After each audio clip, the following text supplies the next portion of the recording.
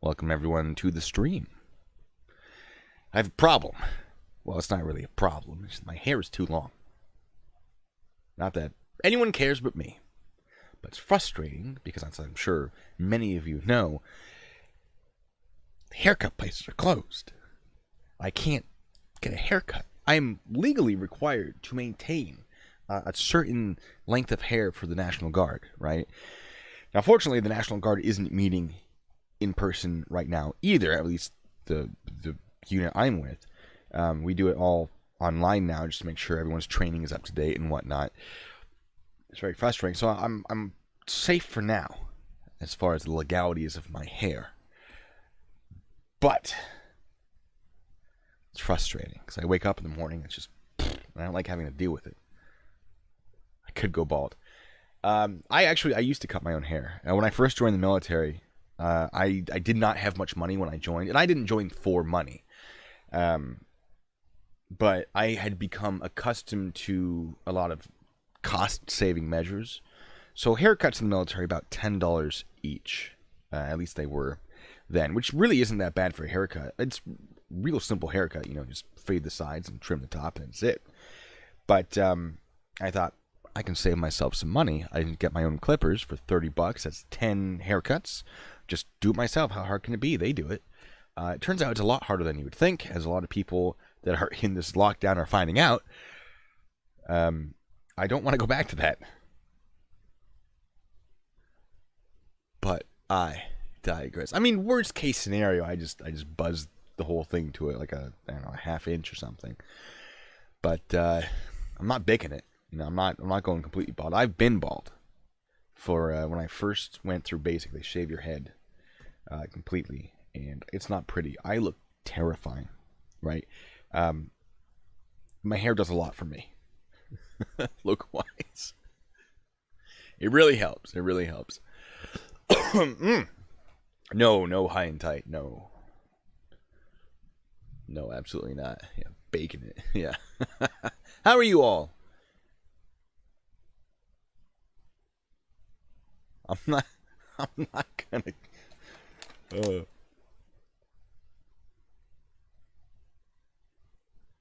Yeah, get a bowl cut. Can you imagine me going on stream with a bowl cut? Like, hey guys, I'm here to talk about law with you. No one would take me seriously. Speaking of discussing law, I don't know if any of you are familiar with Merb Beast. Merb, he and I have had some pretty intense arguments about certain topics. I don't know if prolifically would be the right word, but our biggest arguments were mostly about the right to film military installation and the legalities surrounding that, where he says, no, you can absolutely film a military installation from public property. And I say, no, here's the federal statute that says you cannot do that. He tried to call me out. He failed. I called him out. And he almost apologized. Almost. So I'm not a huge fan of his. And it was a goal of mine to surpass him in subscribers, just as a petty little goal.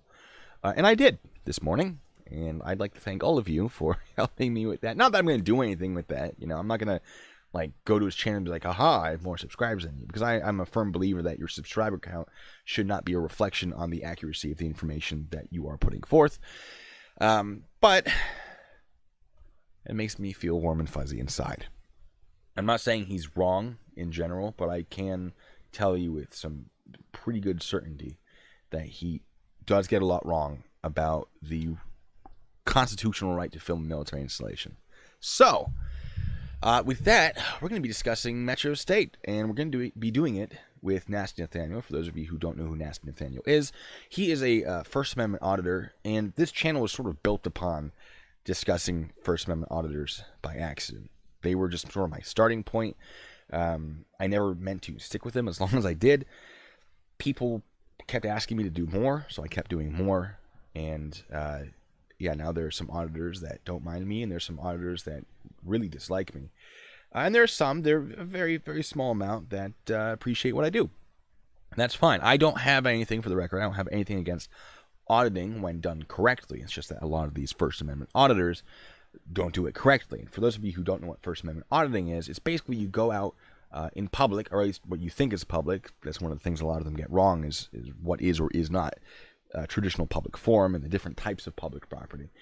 And they go and they either exercise their freedom of expression verbally, so then maybe they'll say some very insulting things to people, or they'll film, exercising their freedom of the press, or various other things involved with the First Amendment, and then they'll see what happens. And if the police come or a government official comes and says, you cannot be doing this, they say, no, I can, per the First Amendment, you failed this audit. Or if everyone's chill with it, they go, all right, you passed this audit. And some are better at it than others. I personally enjoy NastyNathanial's audits. He comes across as a pretty friendly guy, which I appreciate. I'm a big fan of people being nice to each other. He researches the areas that he goes and films for filming them, and he tends to be pretty reasonable in how he interacts with people once he's confronted. So he emailed me and said, hey, do you want to talk about this Metro State thing? I went, okay.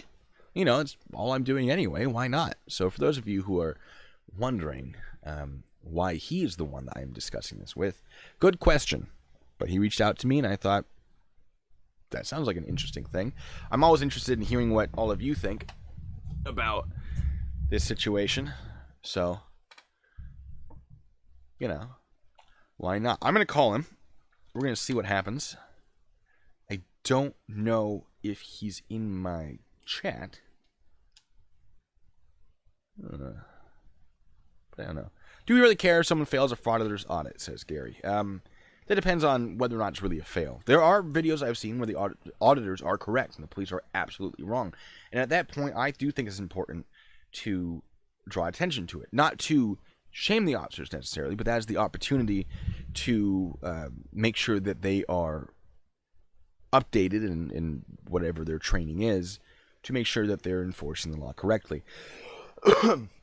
One of my problems with some of these auditors is they're like, police are bad because they got this wrong. All right, there's a lot you need to know as a police officer, and, you know, sure, they should know this. But it shouldn't be an opportunity to bash the police. It should be an opportunity to improve the police. Just a thought. That's my 2 cents on it. But let me see if I can call him.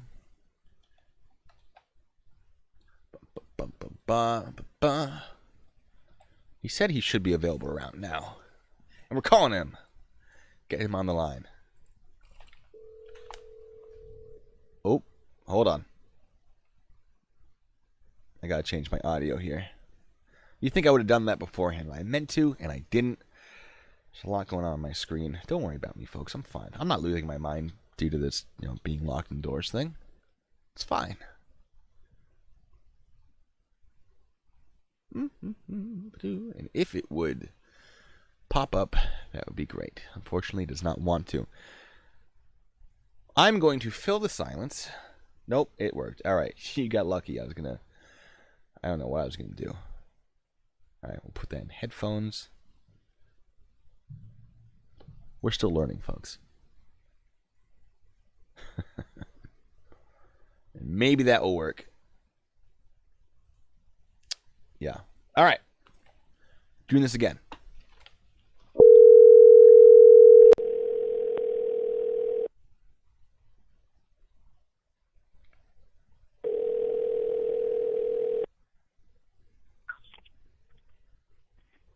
Hey, it's Blue Bacon, the legend. That is correct. How are you doing?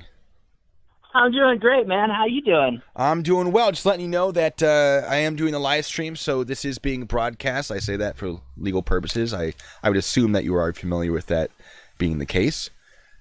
All right. All right. So, what do you think about the most recent Jeremy DeWitt stuff?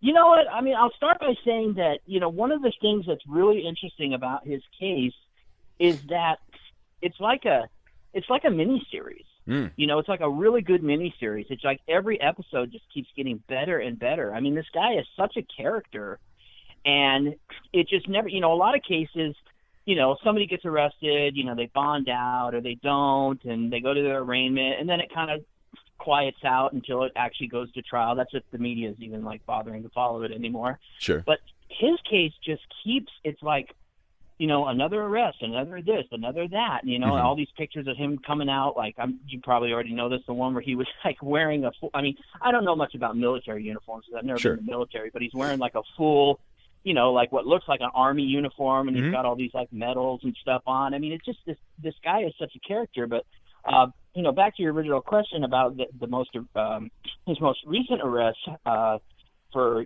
failure to register as a sex offender. You know, I think it must. The only thing that I can take from it, I think it's just a situation where the guy's probably just got so much on his plate right now. He's so overwhelmed, and I don't mean that in a like, hey, let's feel sorry for him. But I mean, I'm gonna guess that he just forgot, because I know, like here in California, I don't know how they do it in Florida. Sex offenders, if they haven't moved, they have to register on their birthday. So you know, whatever their birthday is, as long as they're still at the same address in the same city, same county, blah blah, it's just automatic every year on their birthday, unless they've moved. But I'm assuming that he must just be so overwhelmed with all this and I'm assuming that authorities there in Orange County, Florida, are really onto this, because it appears to me that they caught it pretty quick. So that's kind of my that's kind of what I think happened with it. But it's just still, you know, what's it going to be next? I mean, what you know, are there going to be more charges coming? I mean, it just and another thing too that's interesting about the sex offender registration thing is because unlike, well, I mean, I shouldn't say unlike, I don't know how other states, you know, maintain their sex offender registries, but here in California, if you fail to register as a sex offender, that's actually a felony charge. Oh, it is for Fuller as well, yes. In itself. You know, so I'm going to assume that maybe in Florida and some other states across the country it's the same, but I know in California it's actually if you fail to register, it's you know, the DA will file it as a felony. So I'm going to assume maybe he's facing another felony charge. Obviously he bonded out again. I can only imagine what Amir, his attorney, is having to deal with. Oh, my God. Well, I mean, I'm sure as long as Amir's getting paid, he doesn't, like... I'm sure he's upset and frustrated, but paycheck is a paycheck. So, it's... I don't even know with him. Yeah, it's interesting because I wonder, you know, if you know, every time Jeremy catches a new charge, whether it's a situation where, you know, I know like for a while there, the police investigators were going through the body cam footage, and they were, you know, the more they reviewed, the more charges came up. Yeah. I wonder if it's a situation where every time they file additional charges, Amir charges another retainer. Oh man, I mean that would be just financially. That would not be great. Now, we've seen in the most recent video that came out, which was about him in, I don't remember which county, his guy's being pulled over, and then he gets called, and he's trying to talk to the sergeant over the phone, that whole thing. He's saying over the phone, like, oh, we can't afford to get more body cams, right? So I don't know how financially he is going to... pay for all these legal fees. I mean, he can liquidate. He has tons of assets he can liquidize. There's a lot of money in the company, but he's very hesitant to liquidize any of those assets because he doesn't want the company to end. So I'm sure it's not easy. I mean, it's his fault. I can't be like, oh, this poor guy, and I can't afford the legal fees for the things that he did to himself. But it's gonna be tricky for him. Now, as far as registering, you did bring up a very good point about there's a lot going on in his life right now. So I would get that, like, oh, he just failed to update stuff when he, you know, registered a vehicle at a different address or whatever it was. And he doesn't really think of himself as a sex offender, although he's registered as one. As with many other charges against him, he's able to justify it to himself at the very least by saying, look, she was in a bar, she was drinking alcohol, she had a wristband on. Now, this is assuming it's true. This is the story he tells. So, like, oh, I had no idea that she wasn't 21. I don't know any other details because the case has been pretty well sealed. It's hard to get access to it. and I doubt that I'll be able to get access to it. But according to his story, oh, okay, well, I have a good excuse because whatever. Well, if it was a good excuse, one, you'd think that it would have been more successful in court. But maybe I believe he pled guilty. He pled not guilty at first, and then he changed it to guilty. So maybe it was just the fact that he was worried about the charges that would have, he would have been hit with if he had tried to fight it completely, as opposed to accepting a plea deal. It's a complicated thing, but he doesn't seem to think of himself as a sex offender. And the interview I did with him, that is in the interview, and I'm trying to release that as soon as possible, where he discusses that. And he says, look, I would never sexually assault a child. I hate those people as much as anyone else. But the fact of the matter is he's been charged with that, and now it's his responsibility to do everything in accordance with the law as far as that is concerned. So there's a lot that he's dealing with. But, I mean, once you become a sex offender, that is something you absolutely have to keep track of and stay on top of. Oh, absolutely. I mean, and that's something, it's funny you mentioned Merb earlier. I remember, I don't remember I don't know if it was on Discord, because I don't really go on Discord anymore, but sure. Or if it was in a video or what, but Merb was talking about that, and he said the thing about, you know, when you're a registered sex offender, at least in most incidences, you know, that's for life. I mean, that's going to follow you forever. I mean, I don't know how, you know, it's another thing.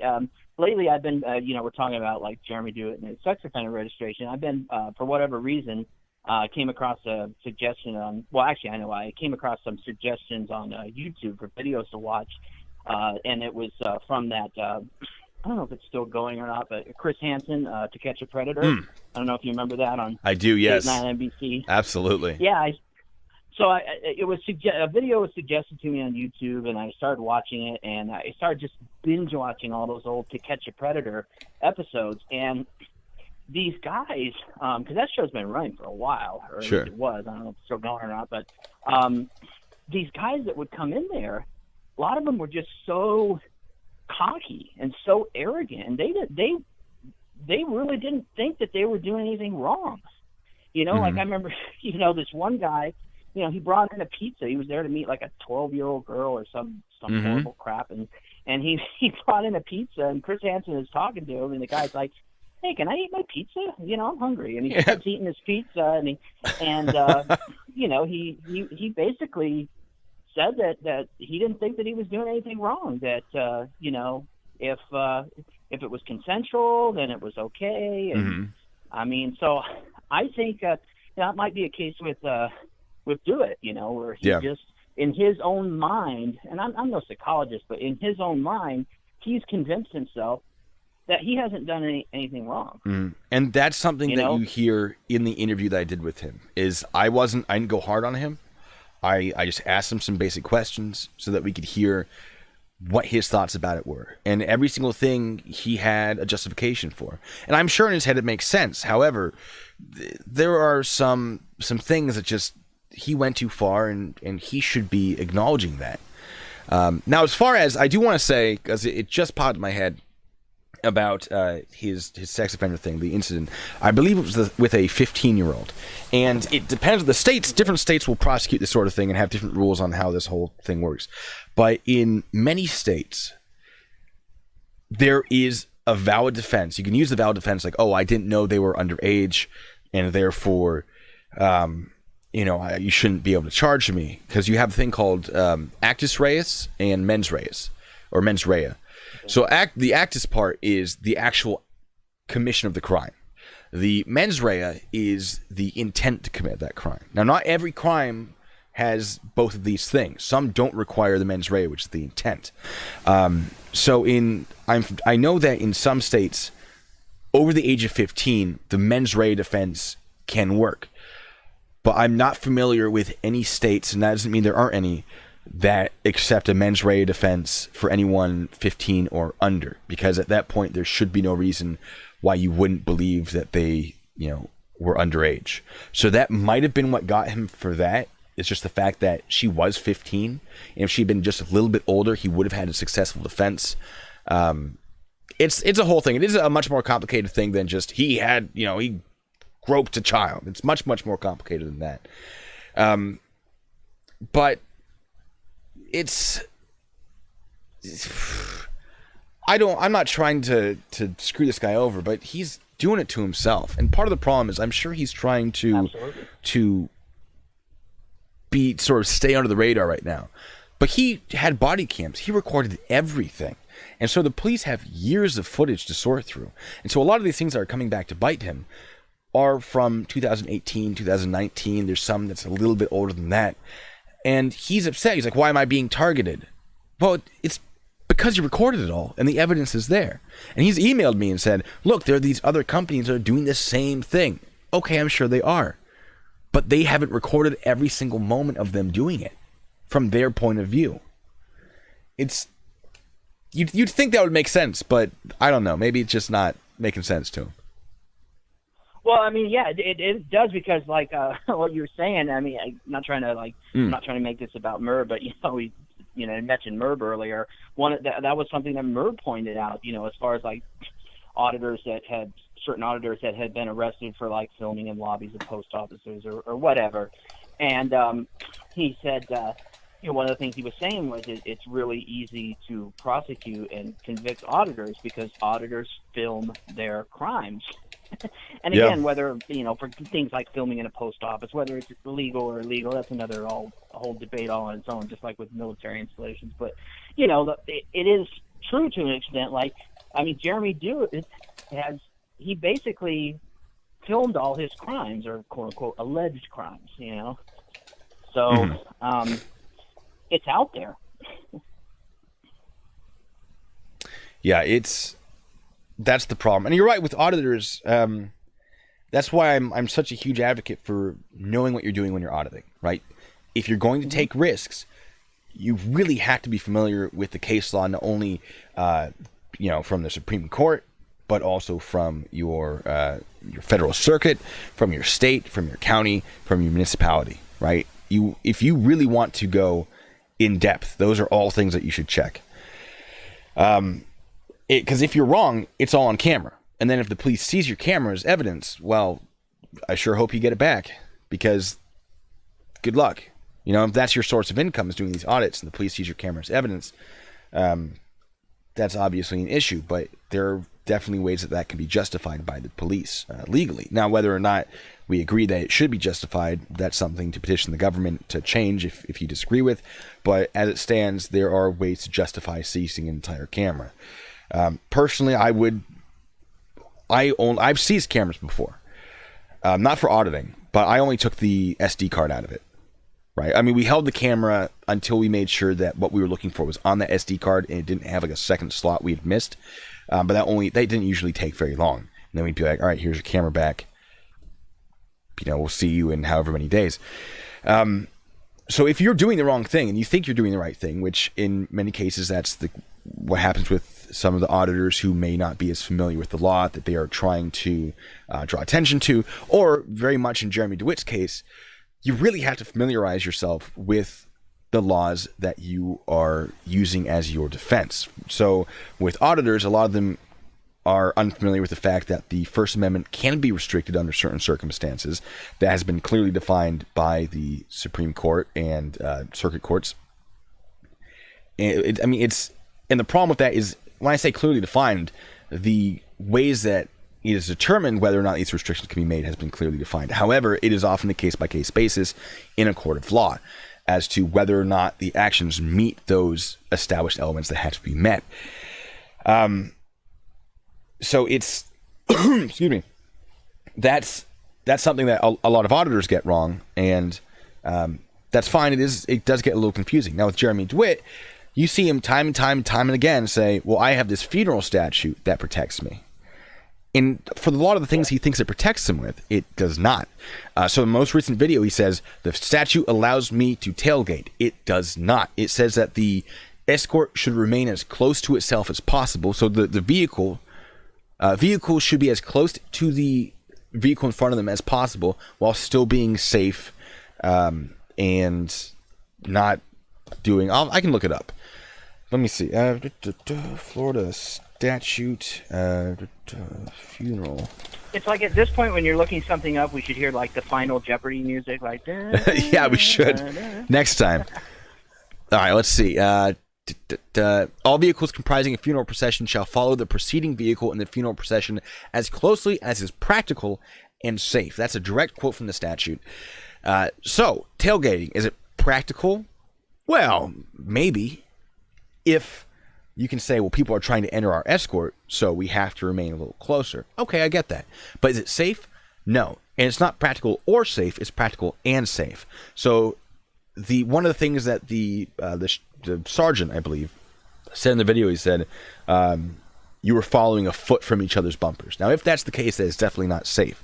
That is not protected by the statute. So DeWitt has this idea that this statute is like a catch-all, shield that protects him from everything. He's allowed to do this. Cool. There are still limitations. The statute actually doesn't allow you to do very much compared to what he thinks it does. And I do want to say, as far as people getting things wrong, the police officer got a few things wrong as well. That first officer, that rookie that stopped the procession, I was pretty unhappy with the fact that he initiated a traffic stop without seeming to know why he was initiating a traffic stop. Obviously, he suspected something was wrong, and he was correct, but he wasn't able to articulate it. Police don't have to articulate it right away, but it seemed clear to me that he was trying to think up a reason after the fact. That's a definite problem. And I think it's just due to inexperience. This guy didn't strike me.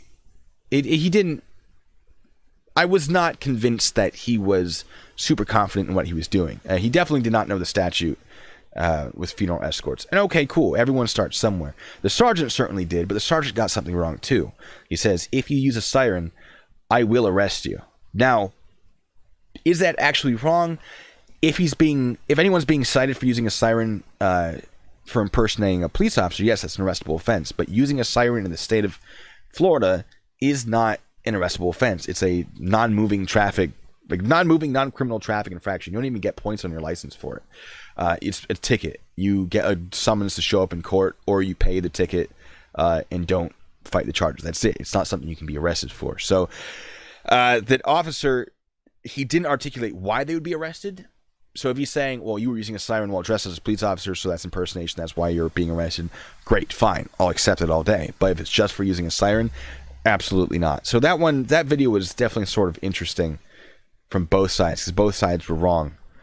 But the whole thing is just, it's crazy. And what you were saying, and I'm just talking forever, I apologize. What you're saying about this being like a little mini series, it's true. They're just, things keep coming up, and you wonder, when is it going to end? But I almost don't want it to. Like, I definitely don't want this guy to do. I don't want DeWitt to, like, me too. 30 years from now, he's still getting charged from this. Obviously, I don't want that to happen. And someday I'll have to go back to my normal content, which will be a shame, because people really seem to enjoy this. I'll have to find the next Jeremy DeWitt to talk about. But I feel for the guy, I really do. But at the same time, sucks to be you. You should have been a little more careful. Like, how could you not know that this might be a problem? How could you not know that dressing like a police officer and issuing orders in an intersection wasn't going to come back to bite you? Well, yeah, and you look at some of these, because like on the Jeremy DeWitt fan club page on Facebook and some of the groups, there's all these different pictures that are popping up. Now, I don't know if these were earlier uniforms, because if you look in some of the videos, or at least some of the ones that Real World Police have posted, right, his uniform is not as official looking. Like, yeah, he's wearing like what looks like a polo shirt. It's definitely got patches on it, maybe like a sewed-on badge or whatnot. But if you look at some of the earlier photos that have been popping up, I mean, someone who had no idea would think he was a cop. I mean, it looks like it's a dark blue, a pinned-on badge, patches. I mean, some of those earlier uniforms, I mean, he looks like a police officer. Oh, yeah. And a lot of people probably that interacted with him probably thought he was, Yeah. And, yeah. So I think, now I don't know if it's maybe a situation where maybe, he caught some grief over that. And because if you look at the uniforms he's wearing now, or at least in those videos, I mean, they're a little, it's still, is what it is, but they're not as, police offerish looking. I mean, I know that's kind of a lame way of putting it, but, for lack of a better, but yeah, it is, some of those, it just, I don't know. I think I'm going to stick with what I said earlier. I think this was the first time we had a discussion. I think, at least in that community, Orange County, Florida, and the surrounding areas, I think there have probably been issues with him and his company for quite some time. It's just only now that it's finally caught up with him. Absolutely. And now everything's coming out. But I'm gonna, maybe I'm going out on a limb for saying this, but I think that's probably the case. He has probably been a problem in that community for quite some time, and I'm going to assume that the police have probably been aware of him and his company and some of the issues for quite a while now. Yes. That's my guess. No, you're absolutely right. Now, this almost happened in 2015. So Jeremy's been running his company, according to him, since around 2010. He says he's been running it for about 10 years, which, 2020 minus 10 is 2010. 2015, there were a lot of issues. The Orange County Police were really starting to pay attention to him. And he had worked with Orange County Police. Jeremy DeWitt, when he started, it wasn't that bad. And he was, uses extra manpower on actual police escorts for funerals. And that was part of the problem. Not that they hired him, but because they would direct him to do certain things. Now, as police have a lot more authority to do this sort of stuff. They can run lights, they can actually hold those intersections, they can actually direct traffic. He cannot. However, if police direct you to do it, then you're basically borrowing their authority. I don't really know how to explain it with the exact correct legal terms. But if I was like, hey, civilian, I need you to hold this intersection because of something that's happening, that civilian can then lawfully direct traffic. I've talked to some of the police officers in some of these counties, and they say, oh yeah, no, when we dealt with Jeremy, we didn't know who he was. We just knew that he was someone who had come to assist us. The department had hired him to be extra manpower. He showed up in his uniform, and when we asked him who he was, he said, oh, you don't know who I am? You better figure it out real quick. Or some variation, right? Which we know he said. We've seen it on video. And so these police officers were like, oh, I have no idea who this guy is. I don't know what Metro State is.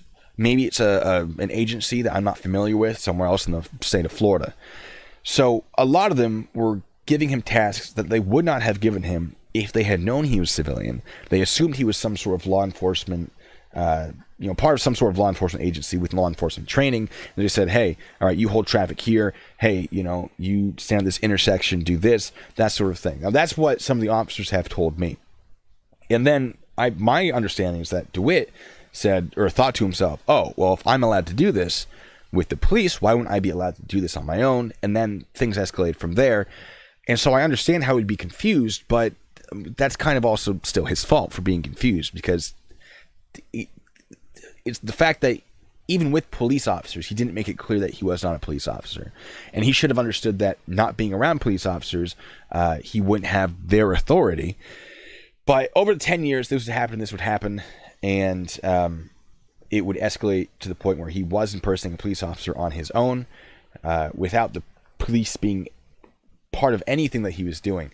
And in 2015, Orange County started to come after him and say, your lights are wrong, your uniform is questionable, we don't like what you're doing, you need to stop. And he ended up fighting a bunch of stuff in court.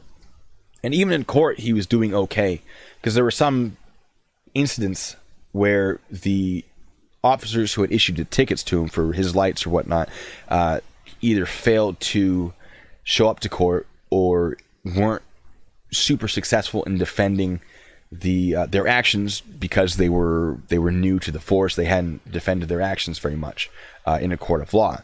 And for someone who has never done that, it can be very, very tricky. So that's what the police have said. That was their excuse. Like, oh yeah, it's just that we had inexperienced guys defending their actions. Obviously he was doing something wrong. And what it all culminated to is the judge was like, look, I keep getting this guy's name across my desk. I don't really want to keep dealing with it. Yeah. DeWitt, you meet with the police captain and whoever, You all figure out what your uniform's going to be, what your lights are going to be, how to do this properly. Just stop, right? And the captain's like, yeah, cool. I want to screw this guy over. He's worked with us in the past. He's been very helpful, but he's obviously doing something wrong. We'll sort of take him aside and try to fix him. And they did. And there are a bunch of rumors surrounding that. One being that the police captain was black, and a lot of the funeral escorts that Jeremy DeWitt did were for African-American families. I don't know if that's true. That's just what I have been told is one of the reasons why the captain was willing to sort of be a little friendlier with him. But according to sources, the captain sort of called off this almost investigation into him. And then the captain left. New captain comes in. New sheriff, new whoever. And they were like, no, this Jeremy DeWitt guy, don't like him. Don't like what he's doing. You can go after him again. And so that's when the investigation now has started. And that was almost shut down again because the mayor, who was the former captain, allegedly contacted the current captain and said, hey, let's not try to screw this guy over. All right, we'll teach him a little lesson. It'll be, slap on the wrist. Yeah, he'll get charged with a few things. We're not going to go through, 80,000 hours of video footage to charge him with every single thing we can. And so the investigation was cut short until other people started calling into the police station complaining about their interactions with DeWitt. Because once this went on YouTube, a bunch of people were like, oh, I've interacted with that guy. I've dealt with that guy. He's tried to pull me over. I got to contact the police. And so now the police are like, oh, sorry, Captain. We're having people press charges. We can't just ignore that. And so the captain allegedly has said, all right, cool. Open it back up. Continue investigation, whatever. So that's where we're at now. So he's had a lot of history with the Orange County Police. He does not like the Orange County Police because they almost investigated him, and they investigated him, and then they called off the investigation, and they started it again. And I'm sure he's very confused. I'm sure he's like, what are they doing?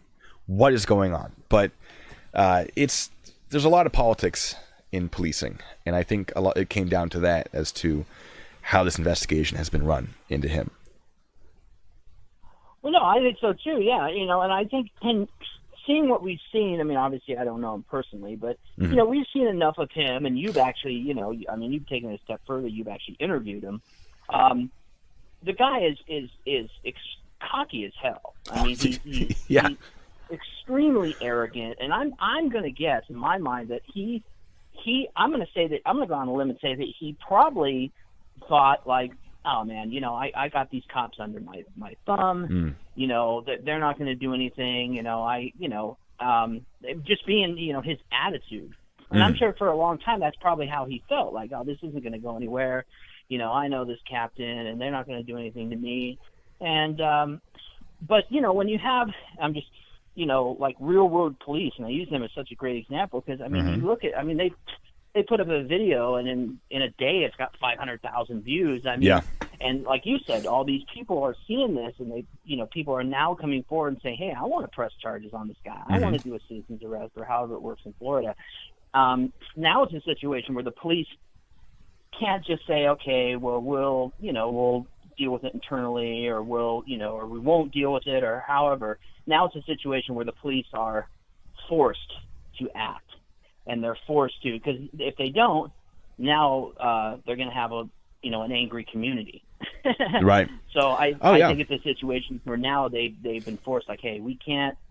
I don't want to say it extreme, like, oh, they were covering it up, but obviously they were kind of deciding what to pursue, what not to pursue. And now I think it's a situation where now they have to. Yeah. They have to act. Yeah, because from what I understand, this was not supposed to be as big as it was. They were trying to punish him, and said just enough to get him to realize that what he was doing is wrong. They weren't trying to, charge him with 17 felonies. I think the count is at now. But people kept calling it in and saying, no, I'm in that video and I'm going to press charges. Yeah, he was the one that banged on my hood. I'm pressing charges. He stopped me in traffic and I have evidence. I want to press charges. And the case was, I don't want to say reopened because it was never technically closed, but more like reinvigorated. And here we are. And it really sucks for him. But my understanding is he's been offered a pretty decent plea deal. And I can't go into details because I haven't seen the paperwork on it. I haven't personally confirmed it. But from what I've been told, he's looking at a little bit of jail time and a really long probation. And during that probation, he can't hold any position of authority. So he can't dress in his uniform. He can't, tell people he's security. He can't tell people he's an officer of Metro State. He can't go on these funeral escorts. He can continue running the company, I assume, like doing paperwork or something. But he can't be the face of the company anymore. And he can't be ordering anyone around. And if he does any of that, then he goes to jail for however the very long period of time is for his probation. Absent, being released for good behavior, so on and so forth. Now, a lot of people, and I've talked about this too, have discussed how he might fare in prison, right? People in prison tend not to be terribly fond of sex offenders. And they're certainly not going to be fond of someone who impersonates a police officer. But he spent time in prison before as a sex offender, as someone who's impersonated the police. And he survived. So I don't actually know that he's going to have too many issues. I don't know. And that's interesting. It really is. And I don't know. Unfortunately, I shouldn't be able to say this, but I do. I know a little bit about how it works in the California prison system. So what I'm going to say right now, I can only speak for California state prisons. But I know if he was fighting this case in California as a sex offender / police wannabe, however you want to put it, plus it being a high profile case and all over the news. If he was in a general population setting, he would definitely have difficulties. He would definitely be, and depending on what level institution he went to, he could be. If he went to a lower level prison, like a level 1 or a level 2, he would most likely get beat up. They probably, punk him for his canteen, take his stuff, and make him pay rent or whatever. But if he went to like a higher level institution, like level 3 or level 4, his life would definitely be at risk. In the California state prison system, and again, I don't know how they do it in Florida or Texas or other states, but in California, they have what are called S&Y yards, and S&Y stands for sensitive needs yard. It's basically protective. It's a politically correct way of saying protective custody, because that's what they are. They're PC yards. And in S&Y yard, the people that go to S&Y yards, you have everything from gang dropouts, sex offenders like him, confidential informants, ex-cops, people, homosexuals, transgender people, anybody, people that would have difficulties in a general population setting. So if he was in California, he would most definitely be placed on a sensitive needs yard. But even in those S&Y yards, because what started happening is because like I said earlier, you have a lot of gang dropouts that go to these yards, like ex-Mexican mafia, Nazi lowriders, skinheads, whatever, that decide for whatever reason they don't want to do it anymore, so they drop out. They debrief, they tell on a bunch of people or whatever, and then they go to an S&Y yard.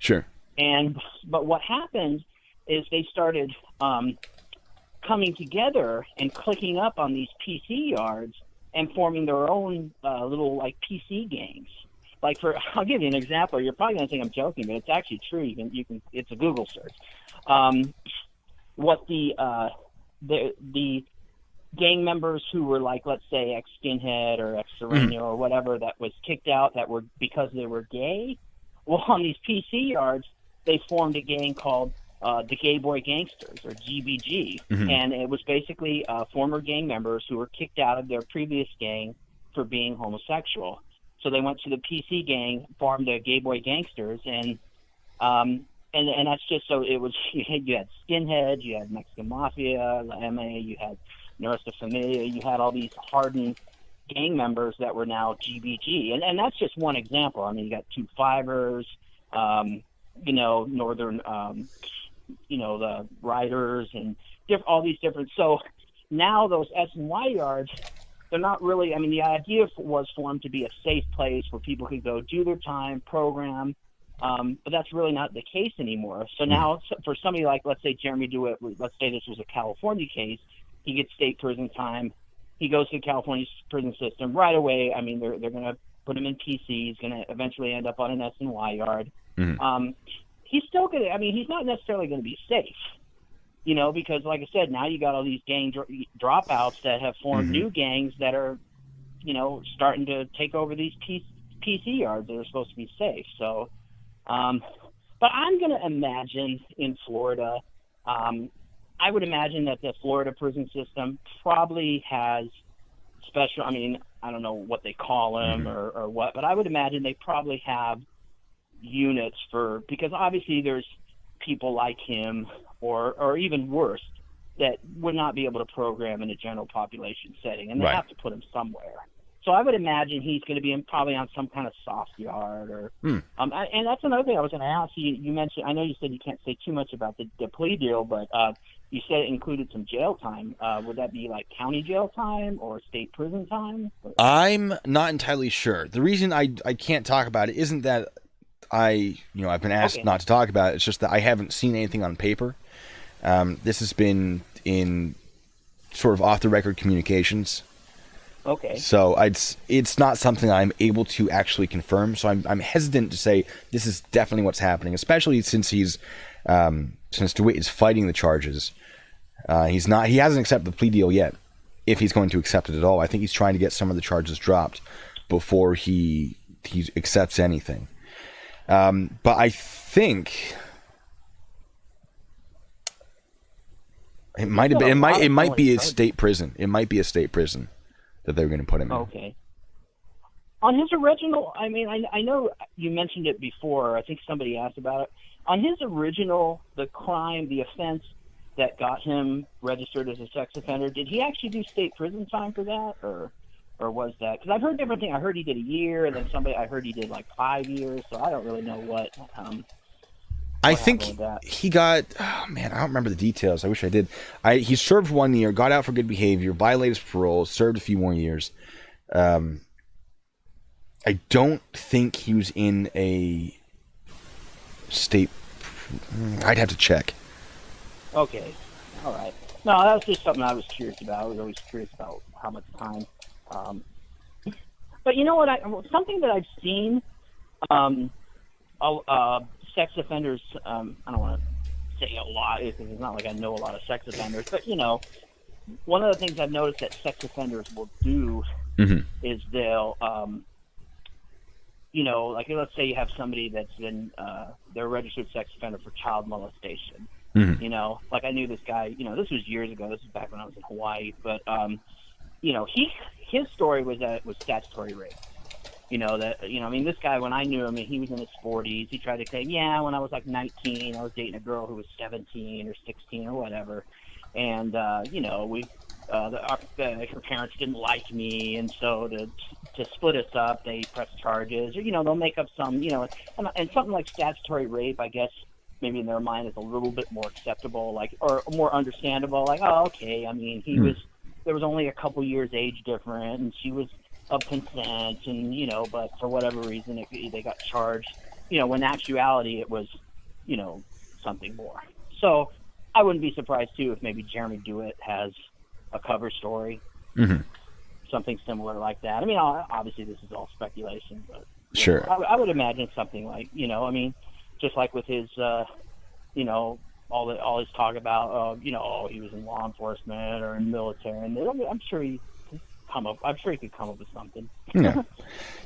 Yeah. I mean, he definitely has a history of covering up all of his stuff. So if you look at the paperwork that he's registered for his business filings and whatever, he has a whole bunch of variations on spellings of his name.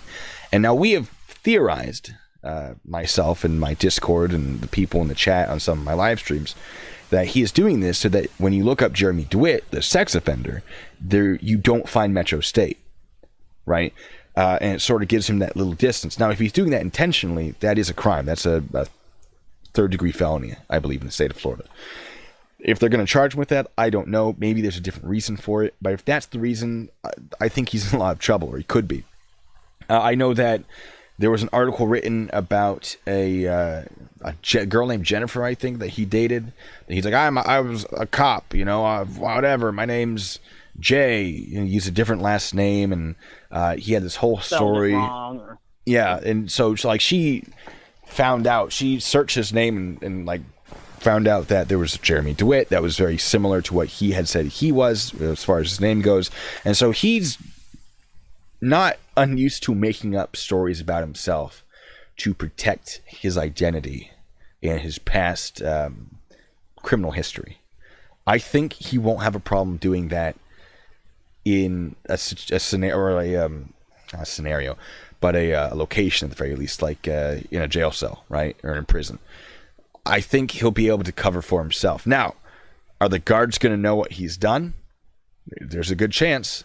So, I mean, if the guards don't like him, which there is a good chance, if he tries to pull the whole, you know, hey, officer, you know, you don't know what you're doing.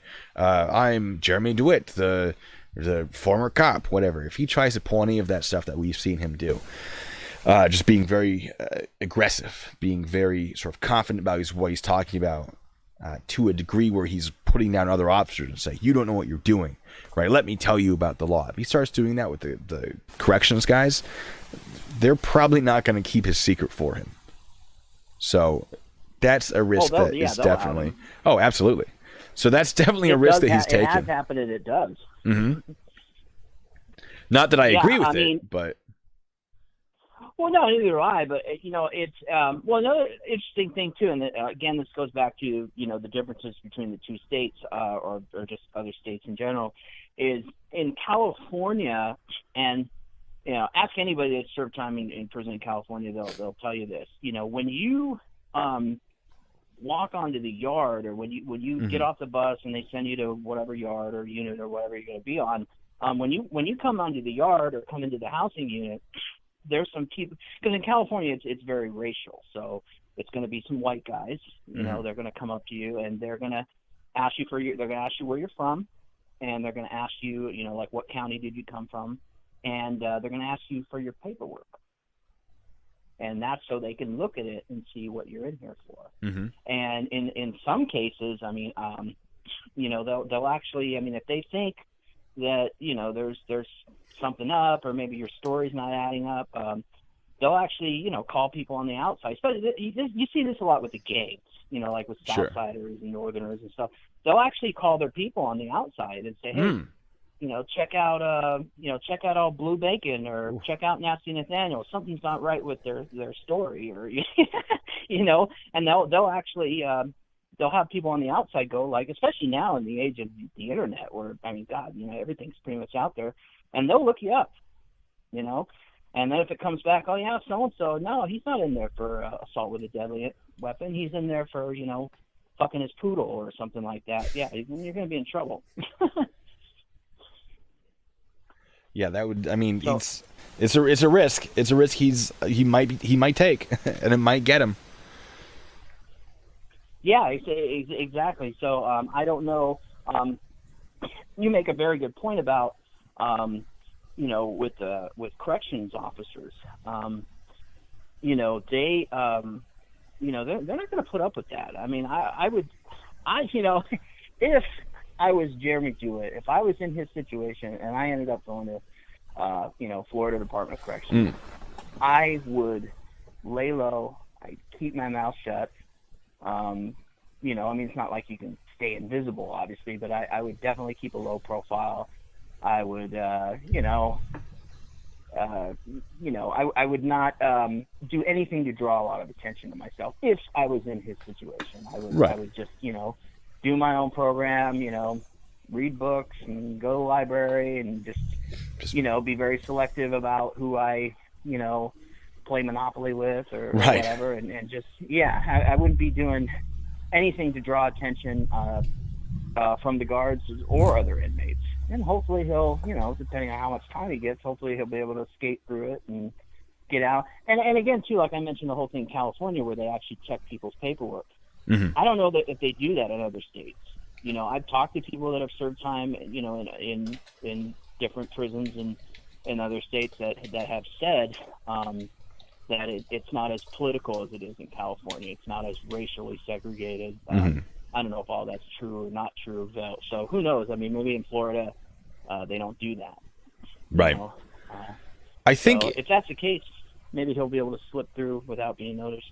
Yeah, I think in Florida there's a lot of Hispanic type gangs because there's a lot of stuff that's running from Cuba, if I remember correctly. So that might be the issue as far as the racial divides: the Hispanic, the white, and maybe the black. I don't know. I've never been in prison. I've nothing against people who have. I mean, something happened. You're punished. Congratulations. Welcome back to the real world.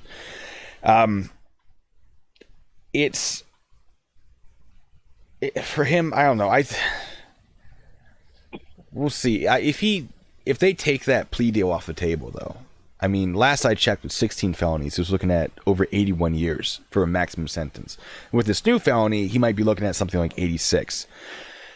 They won't charge him all of that. Last I heard, he was looking at, without the plea deal, possibly 30 years, which is good luck. That's insane. That's just a huge amount. I don't think even if he got 30 years, I don't think he'd serve 30 years. I think he'd still get out for good behavior, whatever. But if that's what they end up doing, and again, I haven't seen the paperwork on it. That's just what I've been told by word of mouth from someone who is familiar with the investigation and the legal process. That's the possible number that they're looking into. Now, I don't know if you're familiar with this, but when you decide what the sentencing should be, there's like there's paperwork, and you sort of calculate a few things. Are they a past offender? What are the charges? How bad are the charges? So on and so forth. And that's how they sort of get that number. And what I heard was they calculated that with the 16 felonies, was 30 years. So I don't know. It's a lot. That's a huge amount of time. I think some of it will get dropped. I don't think it's going to stay at 30. Assuming that nothing else, he doesn't get hit with anything else, I think it's not going to be 30, because I think he does have a defense for at least some of it. I think at least some of it will be dropped. But I don't know. I think he could get a jury to side with some of his stuff. I really do. And I know chat hates when I say that. And I get a lot of comments like, how dare you side with him? But I'm trying to be objective here. From what I've seen professionally, as far as, legal defenses and juries and whatever, I think he will be able to convince a jury that at least some of it is being improperly applied to him and that he's innocent and should not be charged for it. I don't think he's going to get away with all of it. But I think that's probably one of the reasons that he's not accepting the plea deal right away, is that he thinks that he'll be able to sort of make it better for him. Now, if he's trying to do that to get a better plea deal, that can be a problem, because the idea of a plea deal is so that you don't have to go through the entire legal process. It shortens the time for everybody. You say, yeah, I'll plead guilty under the condition that I get this charge, or this punishment, basically, this sentencing. But I assume, and this is 100% an assumption, that he's not accepting a plea deal so that he can fight some of the charges and get them dismissed or dropped or whatever, and then say, all right, what's your plea deal now? At that point, he might not even have a plea deal if he spends too long fighting it, because they're like, look, the plea deal was so that we wouldn't have to go through all this court stuff. We've gone through all this court stuff. Now we're not willing to offer it to you. So sure hope you beat the rest of it. Good luck. It's a dangerous game. And I'm sure his attorney is more familiar with how to play it than I am. And I hope Amir knows what he's doing. But we shall see. Well, and that's really interesting too, is because and again, this is all speculation, but hey, that's what we're having a discussion. I think I'm going to guess that maybe part of the reason he's holding off on taking the deal has to do with the fact that, for one, he's going to have a lengthy period of probation, and that can be tough for a lot of people depending on what kind of special conditions they have. Like for his, it's going to obviously include some kind of that he can't operate in his official capacity at Mhm. Metro State. I mean, Right. obviously, I don't know what the verbiage is or whatnot in the offer, but I could see that being a real issue with him. Oh, he would hate that. Oh yeah, where he's like, no, screw that. Just like you were saying earlier, I mean, he could sell off some of his bikes and some of his vehicles and liquidate his assets, outpay for his legal fees, but I don't think he wants to let go of his company.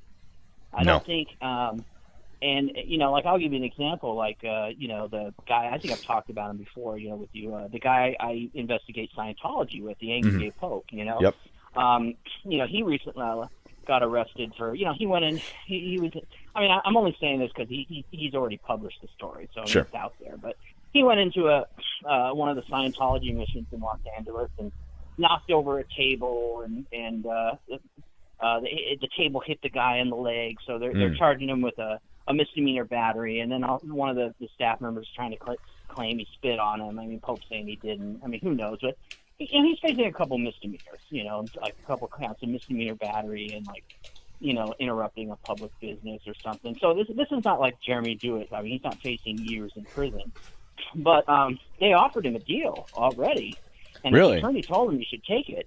It was no jail time, 3 years of probation, misdemeanor probation. So, and like go to alcohol counseling or something like that. But one of the stipulations of his deal would be that for the duration of his period of probation, he cannot protest or be within like 100 yards or whatever of any known Scientology property. Now, I don't know how much you know about the Angry Gay Pope. Protesting Scientology has been his life for like the past 12 years. I mean, that's Sure. I mean, his website, his channel is all devotion to him exposing Scientology. I mean, that's his thing. And I've been working with him now for about 3.5 years and so forth. So that's his whole world. And so to him, I mean, he's not even caring. Well, I mean, I'm not saying he doesn't want to go to jail or doesn't want or what, but Sure. It's almost like the amount of time in jail, like I said, they're misdemeanors, or 6 months, a year, or whatever, is insignificant to him. His whole thing is, what's most important to him is that him not being able to protest Scientology for 3 years or whatnot. So, and the reason I'm bringing that, and kind of comparing it to DeWitt's situation is I could see it being kind of a similar thing, where that's a special condition of probation that he's just not going to be willing to comply with. Right. I don't know. What do you think?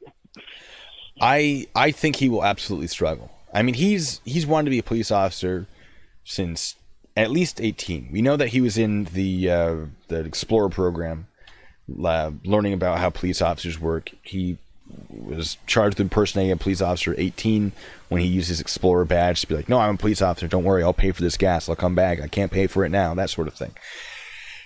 He's been charged over the years with unlawful use of blue lights. He's been charged with unlawful use of sirens, with having a radio that is tuned to law enforcement frequencies, one that a civilian isn't supposed to own. He's been charged with, impersonating an officer again and again and again. He doesn't know when to stop, I don't think.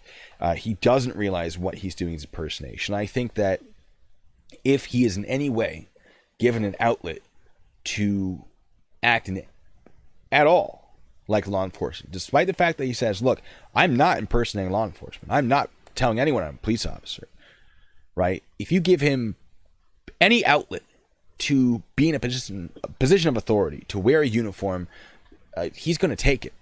Absolutely. I have no doubt about this. I'd love to be proven wrong. I have no doubt in my mind at this moment that he would not take an opportunity to do what he would think is lawful, and have that position of authority, look good in that uniform, whatever. Not saying he looks good in that uniform, but, I'm sure he thinks he looks good in that uniform. I'm sure there are people he would agree.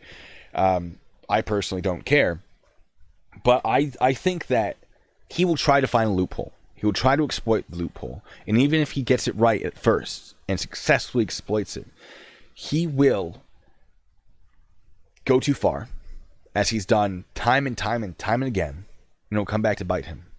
I hesitate to believe that he is capable of restraining himself from being involved in some sort of position of authority completely. So I think this idea of him being unable to have any position of authority as part of his probation is good, right? Because if they just said, hey, don't do funeral escorts anymore, okay, well then maybe he becomes a bail bondsman or serves paperwork, right? Or becomes like a bounty hunter, whatever, like Patty Mayo, and tries to do stuff like that. Real or fake. Patty Mayo's fake, but what if he did it for real? Now, I personally think that DeWitt would make a good bouncer, as long as he didn't overstep his ability to detain, make arrests, and use force. I think he actually would be pretty good at serving papers, as long as he didn't promote himself as being affiliated with any law enforcement. I think there are a lot of jobs that he would do, but knowing that he's taken jobs that he could do and gone too far with them, I think that even if he took those jobs, it's only a matter of time. If he became a bouncer, it's only a matter of time before he used unlawful force. If he served paperwork, it's only a matter of time before he said, no, I'm with this agency, you have to take this paperwork. And I hope I'm wrong. This is all just speculation, but it's speculation based on what we've already seen. So I agree with you. I totally agree with you. I could see, I mean, I was actually going to say that, but you beat me to it when you were talking about other types of positions of authority that he could do, whether it's, you know, being a bail enforcement agent or a process server or whatever. I could just, or a doorman at, the Blue Cow bar or whatever. Yeah. You know, I could see him at some point stepping over the line. And, I could just see him going to knock on somebody's door and trying to serve someone papers and them telling, hey, screw you, get the hell out of it. And him just, busting through the door and walking right in and getting into it with somebody. I mean, I could totally see that because he thinks that, he interprets the law the way he wants to interpret it. Yeah. And so I totally agree. And I think that's probably part of the reason why the court, as a part of a plea deal would want that on there. Would push for that, hey, as a condition, as a stipulation of probation, he cannot be in any kind of position of authority, security, or whatever. And I think that even if, let's say, and then maybe I'm jumping ahead of the game here, but let's say he did accept the deal and he did take that as a stipulation of probation. I don't know how long probation is going to be, 5, 10 years, whatever. I don't think he would make it. I think at some point he would violate the condition and would end up, having his probation revoked and back in jail. I mean, I don't see him being able to go that long. I don't see him being able to go a year of not being able, and I'm assuming probation is probably going to be longer than that, but of being able to, restrain himself and keeping front and staying away from, wearing a uniform and doing the funeral escorts or whatever type of, I just don't see him being able to do that. Sure. Well, if he doesn't take the plea, some people are saying like, oh, he'll never take the plea. That's not going to happen. If he doesn't take that plea, and he does decide to fight this in the courtroom, I definitely would like to go down there and personally check it out. And if I go down there, I would like to directly ask him to his face, if possible, hey, what's this stolen valor stuff all about? Because that's something he will not respond to me about. But it's fascinating stuff, and his mentality is so interesting, and his need to be in charge is really what's screwing him over in a lot of this stuff. But I don't know. If Metro State ever does go up for sale, and I told my chat this, we gotta go and we gotta purchase it. I just got my stimulus check, so hey, do I be a little down payment on one of those Kawasaki bikes. So. Yes, just drive by. Once he's on probation, we just do drive-bys around his house, just like a slow parade of Metro State vehicles. Yeah, I could see some like super like eccentric person. Larry Flint or whatever, that's been following this case as a fan, buying Metro State just for the iconicness of it. Yeah, I mean that'd be crazy. I would definitely want, if assets were liquidized, I'd definitely buy something, 100%. And I'd mount it on a wall somewhere just to remember. Nothing. I don't know if I'd get like a vehicle or anything, but definitely one of the badges. I'd try to get one. I'd see if he'd sign it for maybe me. even a uniform. Oh yeah. Or one of those polo shirts or whatnot. You know, hey, you know who wore this? You know, this was Dylan Vos. You know, it's funny you mentioned actually. You know, if it does go, I mean, my gut is telling me I think at some point, you know, Amir's probably going to be able to talk him into taking the deal. I mean, I think so, but that's what I'm guessing. I don't see him going to a jury with this, but who knows? But let's say if it did go to trial, I'm like you. I would almost be willing to. I mean, I don't know how long the trial would last, but at least going to watch part of it, like flying out there and, you know, getting a hotel for a week. And, you know, I think that would be fascinating. Yeah, just to, I don't know. I'd wave to him. I'd be like, "Hey, what's up, dude? Remember me? We talked that one time." No, I think it would be very interesting, and I think that we might. If that did happen, if a jury did get involved, we might be surprised by their thoughts. So on DeWitt's side, what he's got going for him is his history with law enforcement and what they've allowed him to do and why he would reasonably think that he was able to do what he could do. Now, I see that as being the main focus of his defense. I could be completely wrong. I'm not in any way involved in his defense. But if I were representing him as someone who is not an attorney, who has never passed a bar exam, if I were to defend him, I would use that for sure. Now, the prosecution, what I imagine they're going to use is the footage of Jeremy DeWitt pounding on vehicles and screaming at people and saying, what on earth would make you think that his interaction with law enforcement, like at what point do you think when he was interacting with law enforcement and working with them, did they allow him to act like this? At what point? Obviously, he's doing things that are completely different than from what law enforcement does. That's his own choice. Obviously, a lot of these other choices are his own choice too. So for some of the stuff, I think the jury will side with DeWitt, and I think that the jury will absolutely side against him for other things. And I would love to see it, because I think there are going to be a lot of people that are disappointed that the jury isn't just saying, screw this guy, hit him with everything. And maybe they will, but I absolutely anticipate, if it does go to a jury trial, them sympathizing with him at least a little bit. Yeah, you know, and who knows what Amir is going to pull out of his sleeve, you know? I mean, you know, Amir, you know, may try to, you know, maybe there's some stuff we don't know about, like family history, you know, or whatnot, that he might try to pull out of it, you know, to maybe kind of earn some sympathy, you know, with the jury. I mean, there's just there's so many possibilities. I think, but yeah, I tend to agree with you. I don't see. I mean, it could happen, you know. I mean, right. I don't see the jury, you know, nailing him and everything. I mean, I would see probably, you know, he might beat some of the charges, but sure. I don't see him like winning an all right out acquittal. I don't see that happening. I mean, I'd bet money on that if I was a gambling man. I don't think he's definitely not going to beat the case. Right. I think he's definitely going to be found. I mean, you know, will they just totally nail him and he'll get 30 years? I doubt it. But I think he's going to get something. And whatever, you know, if he does go to trial and lose, again, I don't think he'll get the max, but I'm sure he's going to get, you know, way more time than what he would have gotten if he would have, you know, taken, you know, the plea offer. Yeah. I'm sure he'll, you know, several years or whatever. I mean, so he's definitely going to go away for a while if he loses the trial. Yeah. Here's what I see happening. I see Amir filing to get as many charges dismissed as possible.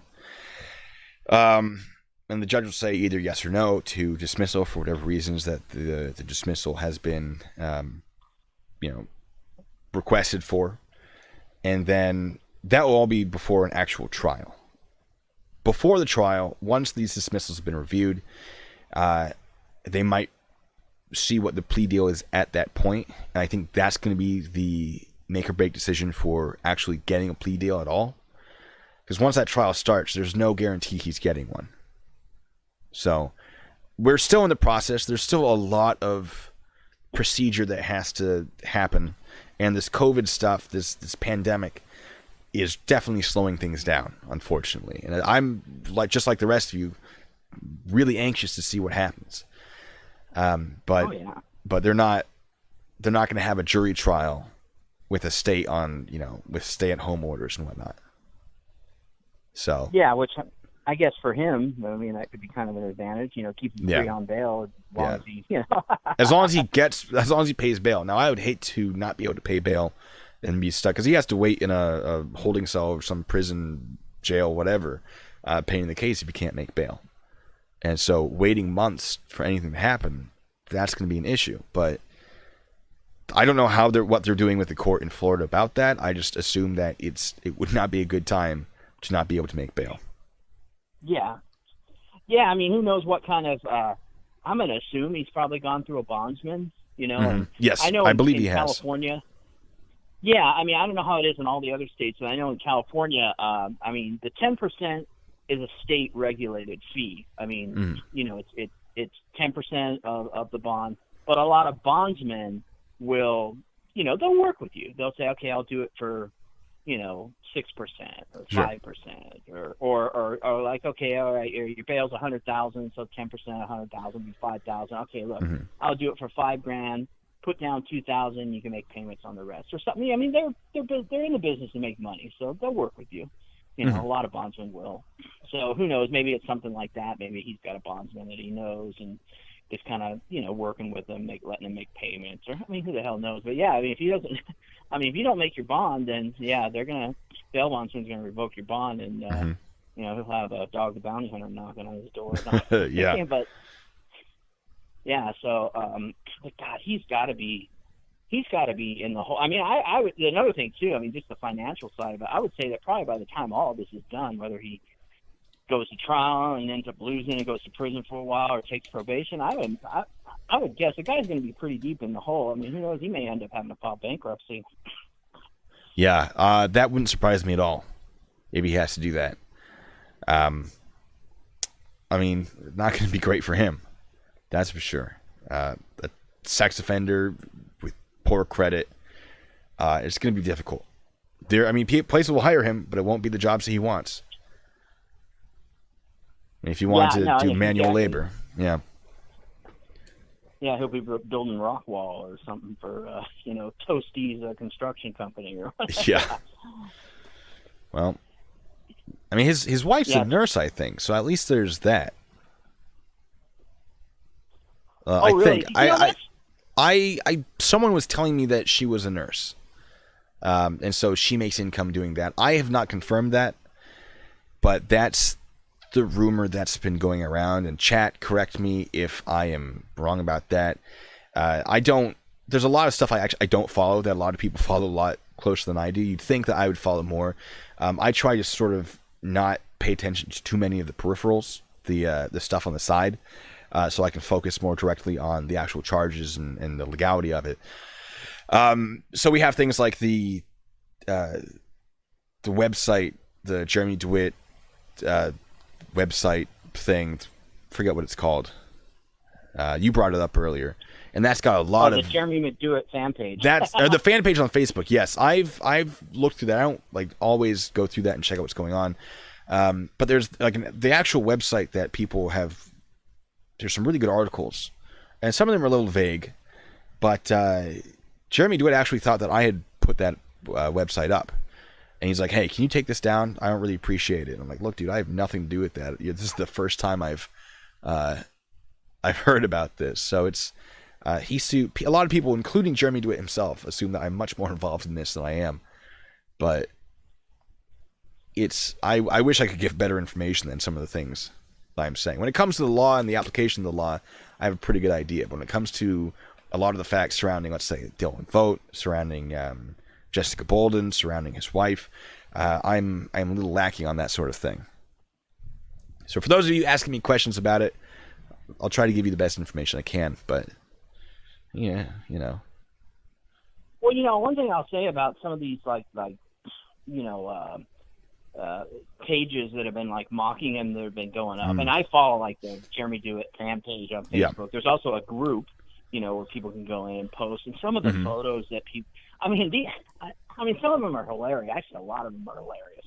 Yeah. But I'll tell you what, I don't know who's running these pages or whatnot, but I tell you, some of the people that go in there, I mean, they're ruthless. Oh, I mean, they're like, posting pictures of his wife and making fun of her. I think she's, I mean, not that it matters, I mean, her religion, but I think she's Muslim and, making fun of her for, I mean, right. I mean, they're vicious. Oh yeah, I don't support that at all. If you guys want to do that on my channel, I do delete comments that are excessively harsh if I see them. If I see them, I don't always see them. If it is about his wife, if it's derogatory toward his wife, I do delete it. She is not, to my knowledge, responsible for his actions. I don't think she should be a target. I am very much opposed to that. So there's a lot of negativity that I think is unjustified. I think it's understandable for people to be upset, but I don't think that's an excuse to be harassing people, to be as aggressive as some of the viewers of this whole incident are. And I'm not calling anyone out, but that's not my thing. I try to, even like, if you've committed crimes, all right, you've committed crimes, but you're still a person, right? We're still going to deal with that as if you are a person. And I don't agree with insulting people for the sake of insulting them. Yeah, and I look at it like this. I mean, unlike with him, I mean, I believe, Jeremy DeWitt's wife is basically innocent in this. You know, I mean, she's not, I don't consider her to be responsible for her husband's actions. Mm-hmm. That I would absolutely agree with. Unless, of course, something comes out and we find out otherwise, and wouldn't that be a fun little twist? Oh boy! Oh god! Yeah. People would have. Oh my god! Oh, it would just explode. And at that point, fair game to some degree, and I'll definitely, follow that story if it develops. Not saying that it is or ever will, but it's a whole thing. And maybe someday we'll get a documentary on this, like Tiger King, like Brad is saying in the chat, and we'll get to look at all of this after the court case is done and be like, we were part of that. And if that happens and I am not part of that documentary, I'm going to be upset. I'll be real mad. I'll have to squeeze in there somewhere too. Yeah. Yeah. Yeah, I could tell. It's funny you mentioned Tiger King. Like most everybody. I mean, I watched all. Oh man. I could totally see that being like something similar with Metro State, because in the beginning of the conversation, I mean, this is like a great miniseries, Yeah. I just, I could totally see, yeah. I mean, it's just really, it just gets better and better. And, I think, I really do, I'm probably at this point stating the obvious, but I think there's going to be more shockwaves. I don't think this is the end. Like, okay, we're not going to hear anything until it goes to trial or he takes a deal or whatever. I think we're going to get some more shockwaves with this. With this story. Oh yeah, I don't think it's over for sure. No, every time I'm like, all right, it's slowing down. Cool. I can progress to my other topics I wanted to discuss. 'Cause I've got a lot of topics. I was supposed to have a collaboration with Auditing the Audit or Audit the Audit, whatever he called himself. Oh yeah. And he's I have, good. yeah, he's fun. There's a lot about the law that he overlooks. A lot about police that he overlooks. That is very much important to what he's talking about. And okay, that he gets a lot right, but there are enough videos that I've seen where he overlooks some pretty crucial stuff. That's like, no, that's actually not correct what you're saying. But it's very well put together stuff. I mean, as far as the quality of his content, I understand why people like him, that's for sure. And he reached out to me and said, hey, can I get some input on this? And I went, absolutely. He said, well, can you record a thing I'll put in my video? Like, yeah, absolutely. The problem is, I still work. I'm still considered an essential employee, for whatever I do, which I'm keeping close to the chest for those of you asking what I do. It's made things a little difficult. I don't have the free time to put together a video. I'm still trying to make that video happen. And worst case scenario, I just send them the script that I wrote and say, hey, read this out to the people as my official statement on this. Yeah. But it's it's frustrating sometimes. And then of course Jeremy DeWitt is, every time something pops up, people are like, you have to do another video on this. I'm like, yeah, you're right, I should. And then, there are other topics, like there's this, in Florida again, there's an FBI agent that was detained by police officers, which I found incredibly fascinating. And I want to do a video on that, but, I don't have time to do a video on that. I don't even have time to collaborate with other people. So it's frustrating, and I'm almost excited for this whole Jeremy DeWitt thing to die down. I'm going to miss it, and I almost hope it doesn't, but I'll finally be able to get back into making my more polished videos instead of doing these quick live streams. I say quick, we've been doing this for an hour and a half. I mean, I'm enjoying the hell out of it. Yeah, it's good. We're having a good topic. I think we've come up with some pretty good topics of conversation. So. Yeah, no, I know what you mean. I mean, it's just totally. There's so many other things to talk about, but it's just every time you think, okay, the Jeremy DeWitt thing's kind of died down for a while, then he does something, pull some other stunt, or we got arrested for failure to register as a sex offender, and then it's like, that's going to be another couple hours. It's a fascinating story. I mean, I'm totally with you. It's almost like, I kind of don't want it to end either. I mean, I'm sure he wants it to end, but yeah, of course he wants it to end. But yeah, I mean, it's a great. God, can you imagine? And I'm going to bring this. It's going to sound silly, but especially coming from me because I'm an auditor. But I've had people reach out to me and ask me, and I'm not saying I'm going to do this, but ask me to go to Florida and audit Metro State. No, I'd watch that. I'll tell you what. Yeah, maybe Big Nick, South Florida, or somebody out there could do that. I mean, Can you imagine that though? I know it sounds silly the way I'm bringing it up, but it's like I could just, God, especially if he was there. I mean, I don't know if he's actually keeping office hours now that he's out on bail or whatnot, but oh God, I could see that totally being a shit show. Yeah. I've been tempted to do that myself. Maybe we could do it together. Yeah, you know what? If we decide to do it, we could audit the courthouse when he's going in or out. See what happens. Oh yeah. No, I can't. The problem is if I go, I was talking to some people in Discord about it. Like, I should go to Florida and like go directly to his office and just try to interview people. Be like, hey, I'm that guy, right? I talked to DeWitt. I'm his best bet for getting this story out, impartially. I say impartially as if that's true. It's not. I have my own opinions, and it does come out in what I say. But I'm trying to be objective, more than many other people out there, not necessarily more than everyone out there. But the problem is, if you go to Florida, then you have to follow this 14-day quarantine, and I can't justify spending 14 days in Florida. Just hanging out, not doing anything while I wait for them to be like, all right, you're not sick, go do whatever. So it's a Radio Ditch. He says I'll pay for my hotels, flight, food, and hookers. I appreciate that, Radio Ditch. Yeah. Tequila. Yeah. Yes. Well, something to keep in mind.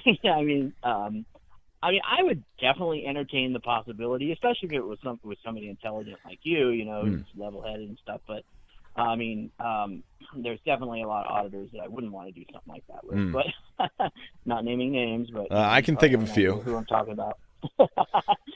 But the thing to keep in mind, this doesn't just have to do with Metro State, but when you go out of state, and I have done audits out of state. Shit, I've done audits out of the country. I mean, I've done audits in the Philippines. The thing about when you go out of your area, out of state, whatever, if something goes wrong and you end up getting arrested, now you got to fight a case in Florida or in Chicago or Indiana or wherever, and that could become a major hassle in addition to being a major expense. And that's not something that, because like when I was going out to Chicago, and me and Pink were traveling. Like one time we went to Detroit, another time we went to Minneapolis, Milwaukee, and we were going around doing audits. In my mind, I was always just thinking, God, I do not want to get arrested while I'm out here. Mm-hmm, 'cause you got to come back. Yeah, exactly, and that could just drain you. Yeah, and I know James Freeman had that issue when he was filming Fort Huachuca, is he had to keep traveling back and forth to deal with that. And I mean, and that's a real risky audit. Now, those of you who are familiar with my channel know that I absolutely advise against filming a restricted military installation, because there are laws that prohibit you from doing that.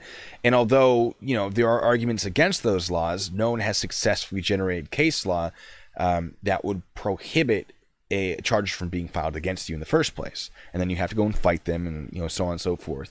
And so that's a real big risk that James Freeman took. And I'm not a fan of James Freeman, but that's my problem. And he took that risk in a state that he did not live in, and it came back to bite him, and he spent tens of thousands of dollars dealing with that issue. And how unfortunate for him. But if you're gonna take big risks, I always say do it close to home, right? Like, first of all, make sure you know what you're getting yourself into, but keep it close to home if you're taking these big risks.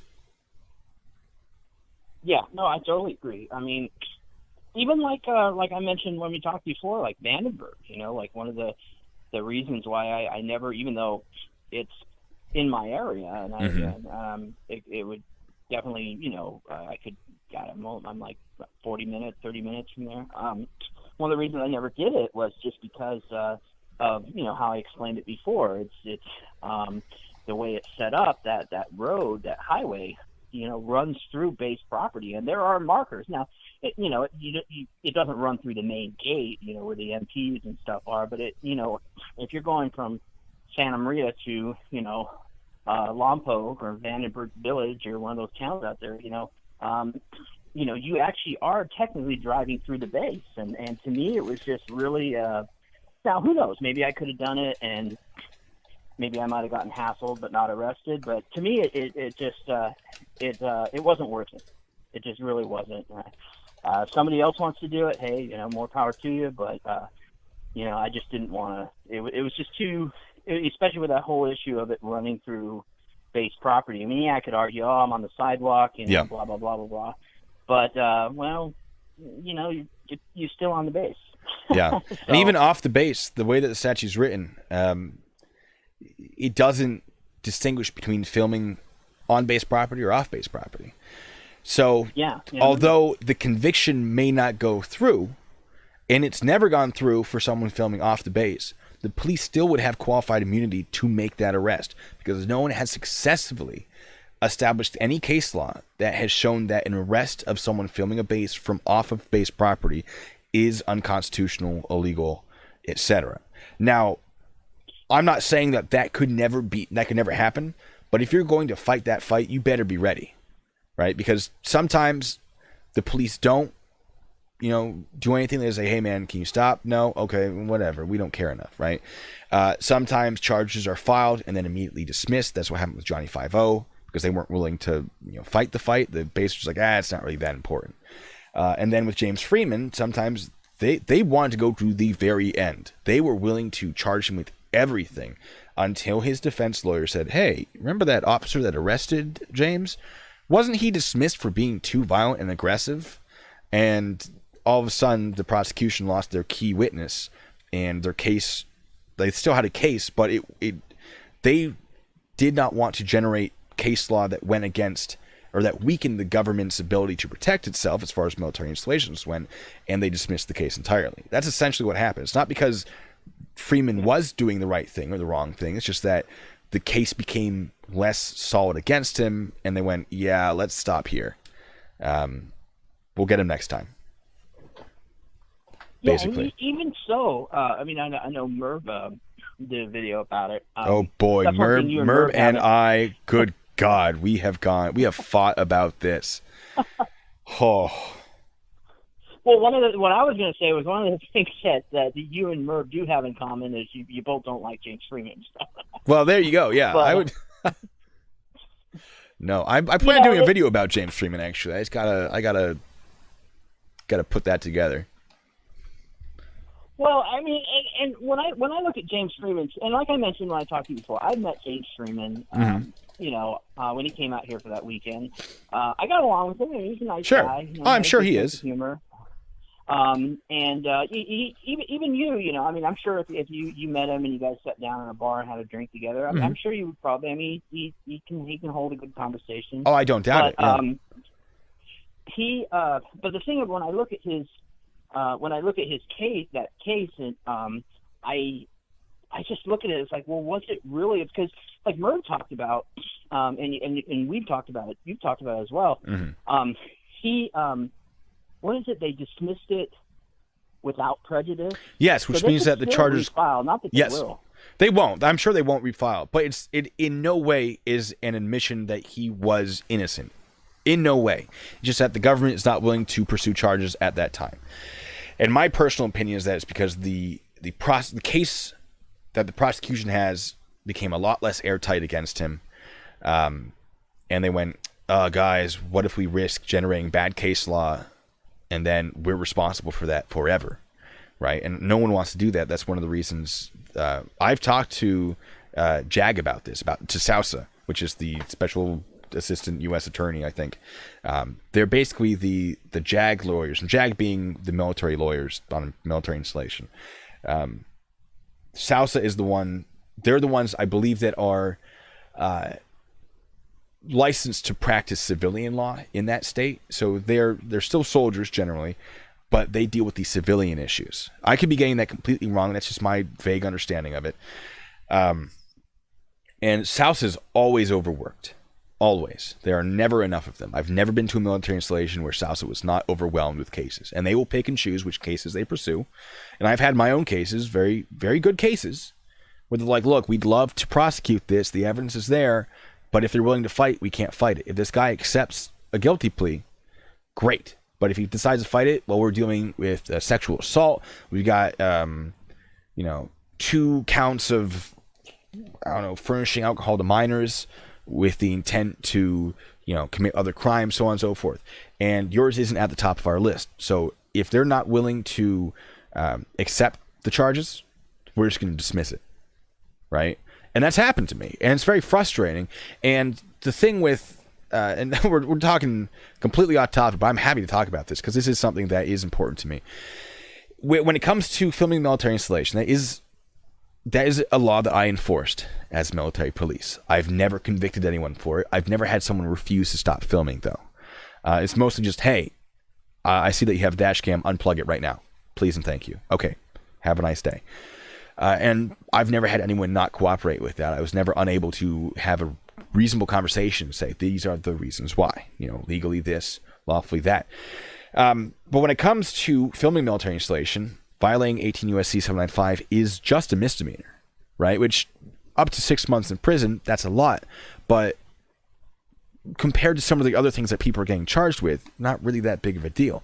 So fight, if someone wants to fight 18 U.S.C. 795, filming a restricted military installation, they have a lot of options at their disposal to make this case very, very long. They can cite all sorts of constitutional stuff. And not saying that it would work, but it makes the fight longer than most Sousa will have time to pursue for just a misdemeanor, which is essentially one of the big reasons we don't see much happen there. Yeah. Well, yeah, and too, and as far as like fighting the fight, that's why I look at like I said, I met James. I think he's a nice guy, but when I look at the case, I mean, was that really a victory? And I think, me personally, I mean, yeah, he wasn't convicted of anything, but at the same time, I mean, look at how long it dragged on. Look at how many attorneys it went through. He went through, and look at how much money it cost him. So, I wouldn't. I mean, if I was in his position, I wouldn't really consider that a victory. And I mean, not that they will. The government still could refile. Yeah. Now there's a limit to how long they can wait to refile it. But I don't think they're going to, because their case isn't going to improve. But I personally don't think it's a victory. I think he won in the fact that he didn't go to jail, but he didn't establish anything new, and he spent, I think last I checked, $14,000 on legal fees alone that I was able to track. I mean, there was more than that, but I was able to say, based on things that he had said in his own videos, at least $14,000 just for the first like 2 lawyers or attorneys. He had at least 3, I believe. I don't know what his final lawyer costs were. I don't know what he paid for travel and hotel, fees. I have no idea. But he spent a significant amount of time and money fighting this, and he didn't generate any case law that shows that he was right or that will help other people do the same thing in the future. So maybe that's a win to him. It is not a win to me. Yeah, I don't consider it a win. Yeah. I mean, to me, like I said, if I was in his shoes, I mean, I'd be mad at myself just over all the money I ended up having to spend on it. Oh yeah. You know, well, personally, if it was me, I mean, I would have been going through 3 attorneys. I mean, it would have been public defender. I mean, he was offered, the guy he hired, the second guy he hired was his public defender. He had a public defender, had a lot of experience. He said, no, I'm going to hire my own. He hired his own. His community was like, no, that first guy is super duper experienced. And so he went back to the first guy, and he's like, why? I'm no longer assigned as your public defender, but you can hire me. And so he said, all right, I'm dropping my other guy who I've already paid a retainer for. I'm getting you. I'll pay you a retainer. He paid at least 1 more retainer for him, and then dropped him because they did not get along. His second attorney did not like James Freeman, was really, really mad at him. For whatever reason. And so then James got at least a 3rd one, and whatever happened there happened. So he lost out on like at least $4,000 just because he didn't accept that public defender in the first place and then hired him later.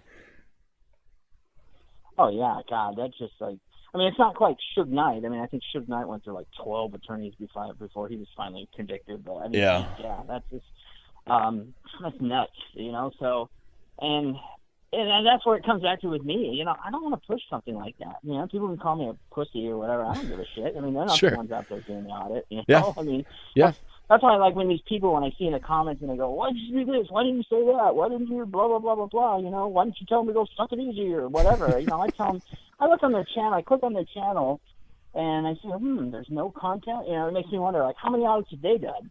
Yeah. And now because I've done an audit. I've done a couple of them. I did a cop watch that ended up turning into an audit. I did an audit that ended up turning into a cop watch. That was not the intent. I still haven't put out the second one I did, which was the audit that turned into the cop watch. I plan on doing that on a live stream because I didn't record much audio, which was intentional. In Washington State, you can record video, but if you're recording private conversations, that's what they can get you for.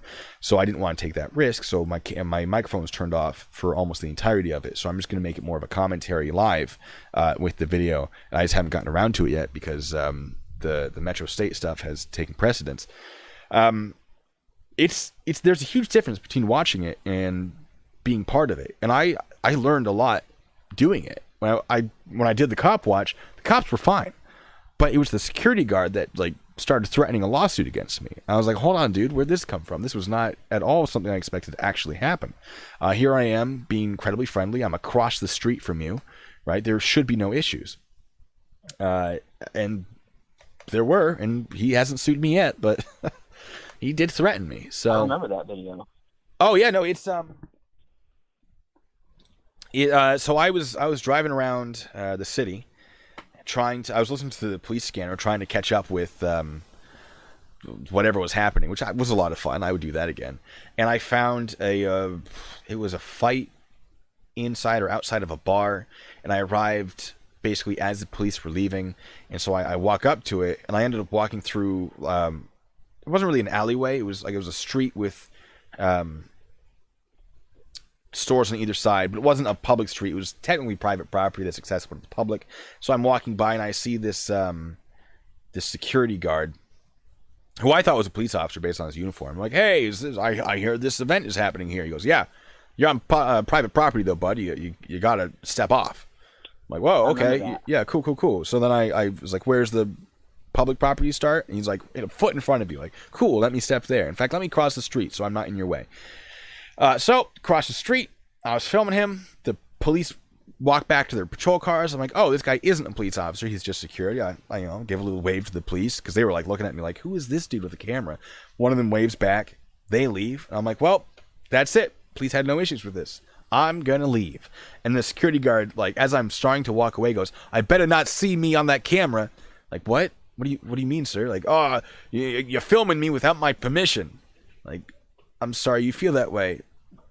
And I was it took me by surprise. I was not ready for that. Because it wasn't supposed to be an audit. It was just supposed to be a cop watch. So I was prepared to deal with what the police would say, but not what the civilians would say. And I was definitely like, sir? What? Hold on. Excuse me? And he was real upset. He was real upset. I ended up just like making some stuff up to see what he would do about like the legality of various things. Well. I feel like it was okay. I could have done better. I definitely, if I hadn't been surprised by it, I feel like it would have been a better incident. The cop watch, or the audit, the audit that turned into the cop watch. I was standing on a street that's literally next to the town hall, the central police station, and the municipal court. Like, it's all in the same street.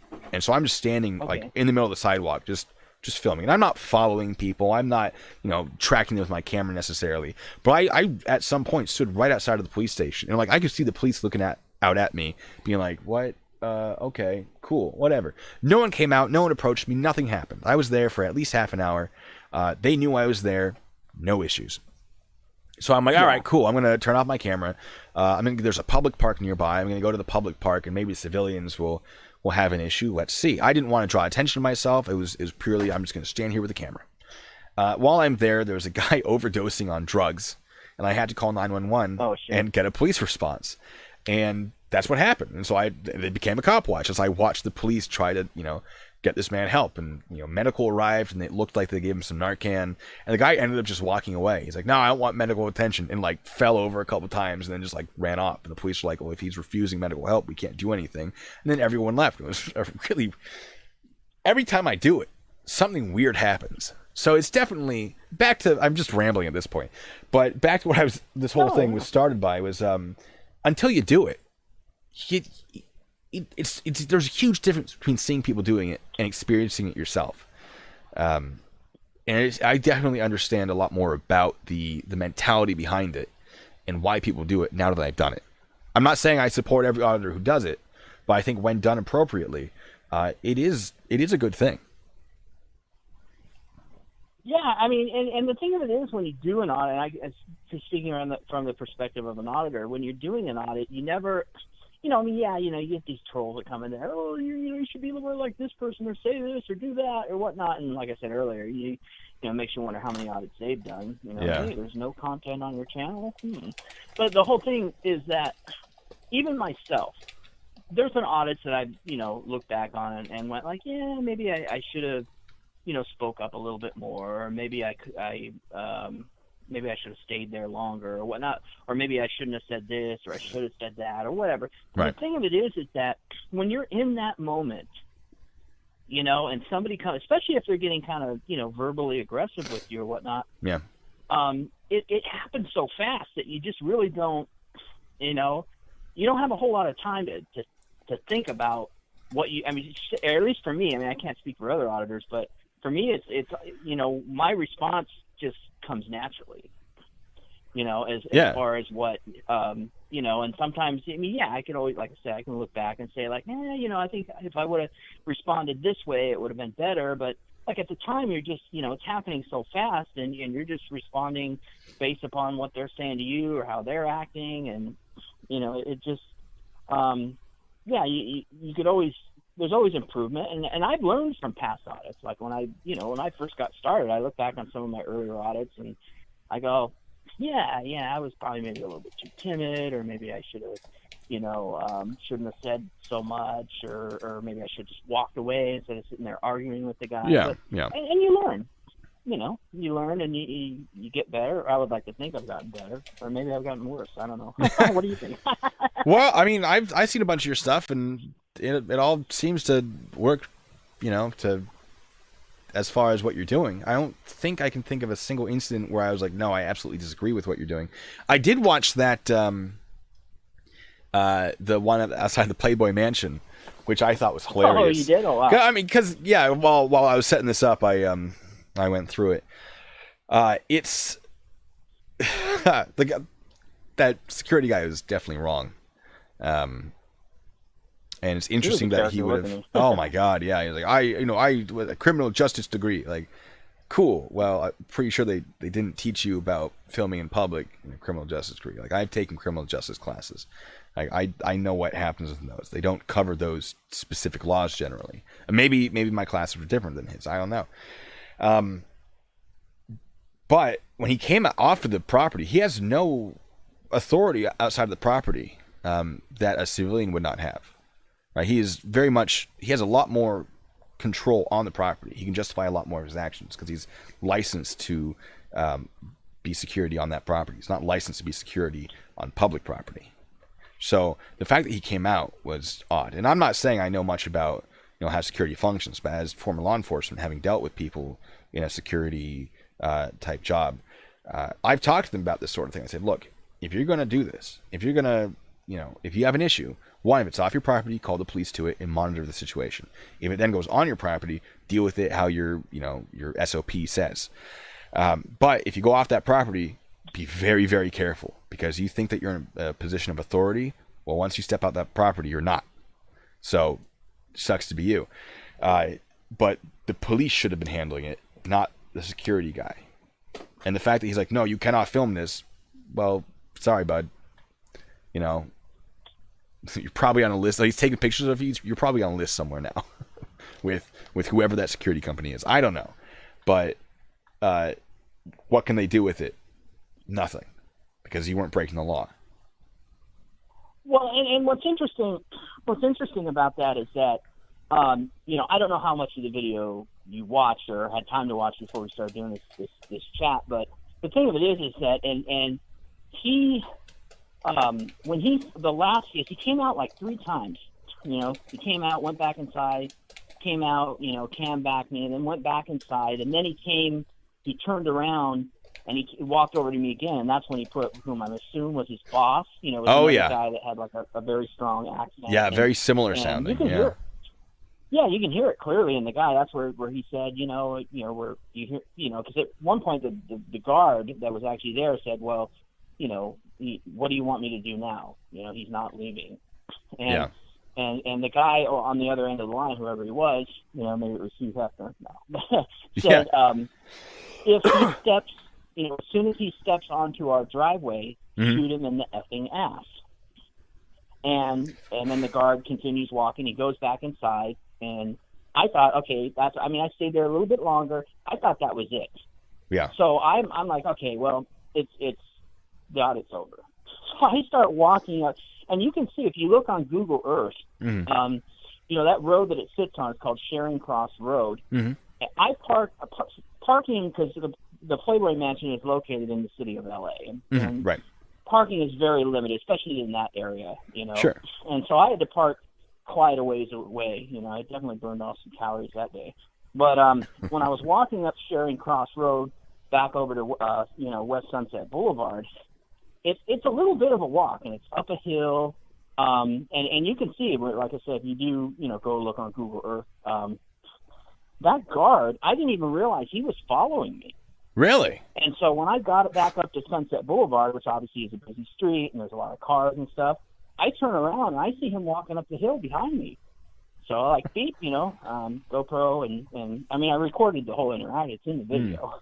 But he followed me not only did he go off property, he followed me all the way up the hill to Sunset Boulevard to confront me again. That ain't going off of his, yeah. He's allowed to be off property. Well, actually, that depends, because California has very strict laws on carrying a weapon in public. So I don't know how the whole California situation is, because his weapon wasn't concealed. It was out in the open.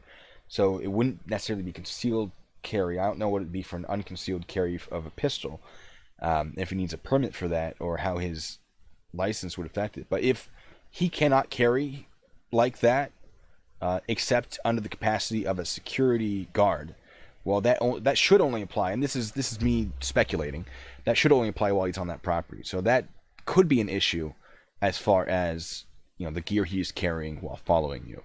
But other than that, if that's not a problem, like, yeah, he can follow you, and that's definitely not great. That's super strange. But yeah, it was. It was really bizarre. I'm kind of thinking, okay, at this point, now I'm not even anywhere close to the main gate. yeah, Like, what's next? Like, what does he think he can do? What At that is point- he trying to accomplish? Like, that- I'm leaving. yeah. At that point, you say, "Oh, I'm sorry. I thought security was a big deal. Why are you all the way out here? Aren't you supposed to be securing the property?" I don't know. I'm not saying that's a good idea, but that's what immediately would come to my mind. I'm not saying I'd say it, but you know, if I felt like I was being harassed by the guy, I might be a little sassy towards him. Like, "Hey, sir, can I help you? Your area's over there." Cool, right? All right. So Yeah. no open carry in California. Let me see. Los Angeles. I know there's no open carry in California. It's not like in Texas where you know, I mean, there ain't no Second Amendment audits in California. Okay, yeah, I don't think then what he was doing is lawful, because if he can't open carry that pistol on public property, and his security license doesn't allow him to carry it in public, that's a pretty big deal. Assuming it was still, I mean, maybe he unloaded it and, you know, put it back in the safe on the property, whatever he did with it, I don't know, and then followed you while unarmed. All right, but. Oh yeah, if the gun is unloaded, if the gun is unloaded, he could have done it. So if he dropped the mag and ejected, if there was one in the chamber, if he ejected that and, you know, followed you, okay, then he's fine. But I would recommend, if that ever happens to you again, if a security guard follows you onto public property, I mean, call the police on him if you're feeling bold, and say, "This man is following me. He has he's open carrying a pistol. I have some concerns," and then see what happens. You know, if you're feeling that way, that is an option. Yeah, you know, it just out of my own curiosity, I tried to find out, like, and this is not just since I published the video, which was today, but, you know, after I did the audit, I went back and I looked at the stock footage, and I was looking at his patch, you know, because you know, he had patches, and the name of the security company, it was like American Private Security or American Securities or something like that. I saw right? that. Yeah, it's it was. like Oh man, I saw that, and I wasn't familiar with the company. Yeah, maybe you could find something on it because you're pretty good about stuff like this. But I did a little searching myself because it's like this generic patch. And, Sure. And I mean, he wasn't wearing a name tag or anything. And I tried to look up that company to see if they had a website. I couldn't find anything. It might be specific to that property then, which isn't unheard of in California. Yeah, you know, because that property is actually, well, now it's owned by, you know, because obviously Hugh Hefner passed away, but it's owned by a Greek, you know, billionaire investor. Actually, the guy that owns Pabst Brewing Company actually owns the Playboy Mansion. Must be nice. Yeah, Darren Metropolis. Did he only get the property, or did he get to keep the girls as well? Well, I don't know about the girls, but I do know, because Hugh Hefner passed away in 2017. Sure. And the property was sold the year before. You know? Oh, okay. Asking price was $200 million. This guy got it for you know, $100 million. So sure. He, you know, obviously did some haggling. You know, the stipulation, and I mean, if you go on YouTube, you can find videos about it. The stipulation was that Hugh Hefner, that whoever bought the property, Hugh Hefner could remain on the property in one of the guest houses. Nice. Until the time of his passing. So, and then he died a year later. So I'd have accepted that if I had $100 million just lying around to, you know, buy mansions with. Someday, folks, chat. Let's get me famous so we can make that happen. You're all invited to Playboy Mansion 2.0. I'm kidding. No, I'd be like, yeah, Hugh Hefner, like, stay. We'll have dinner sometimes. We'll talk. Like, that sounds awesome. Yeah, yeah, it's really, and there's a lot of interesting stories, about that. And first of all, like, I just want you to know, and anybody that's listening to this, I don't make auditing personal residences is not my thing. Like, I'm not going to go to some cop's house or no. That would be so and so did.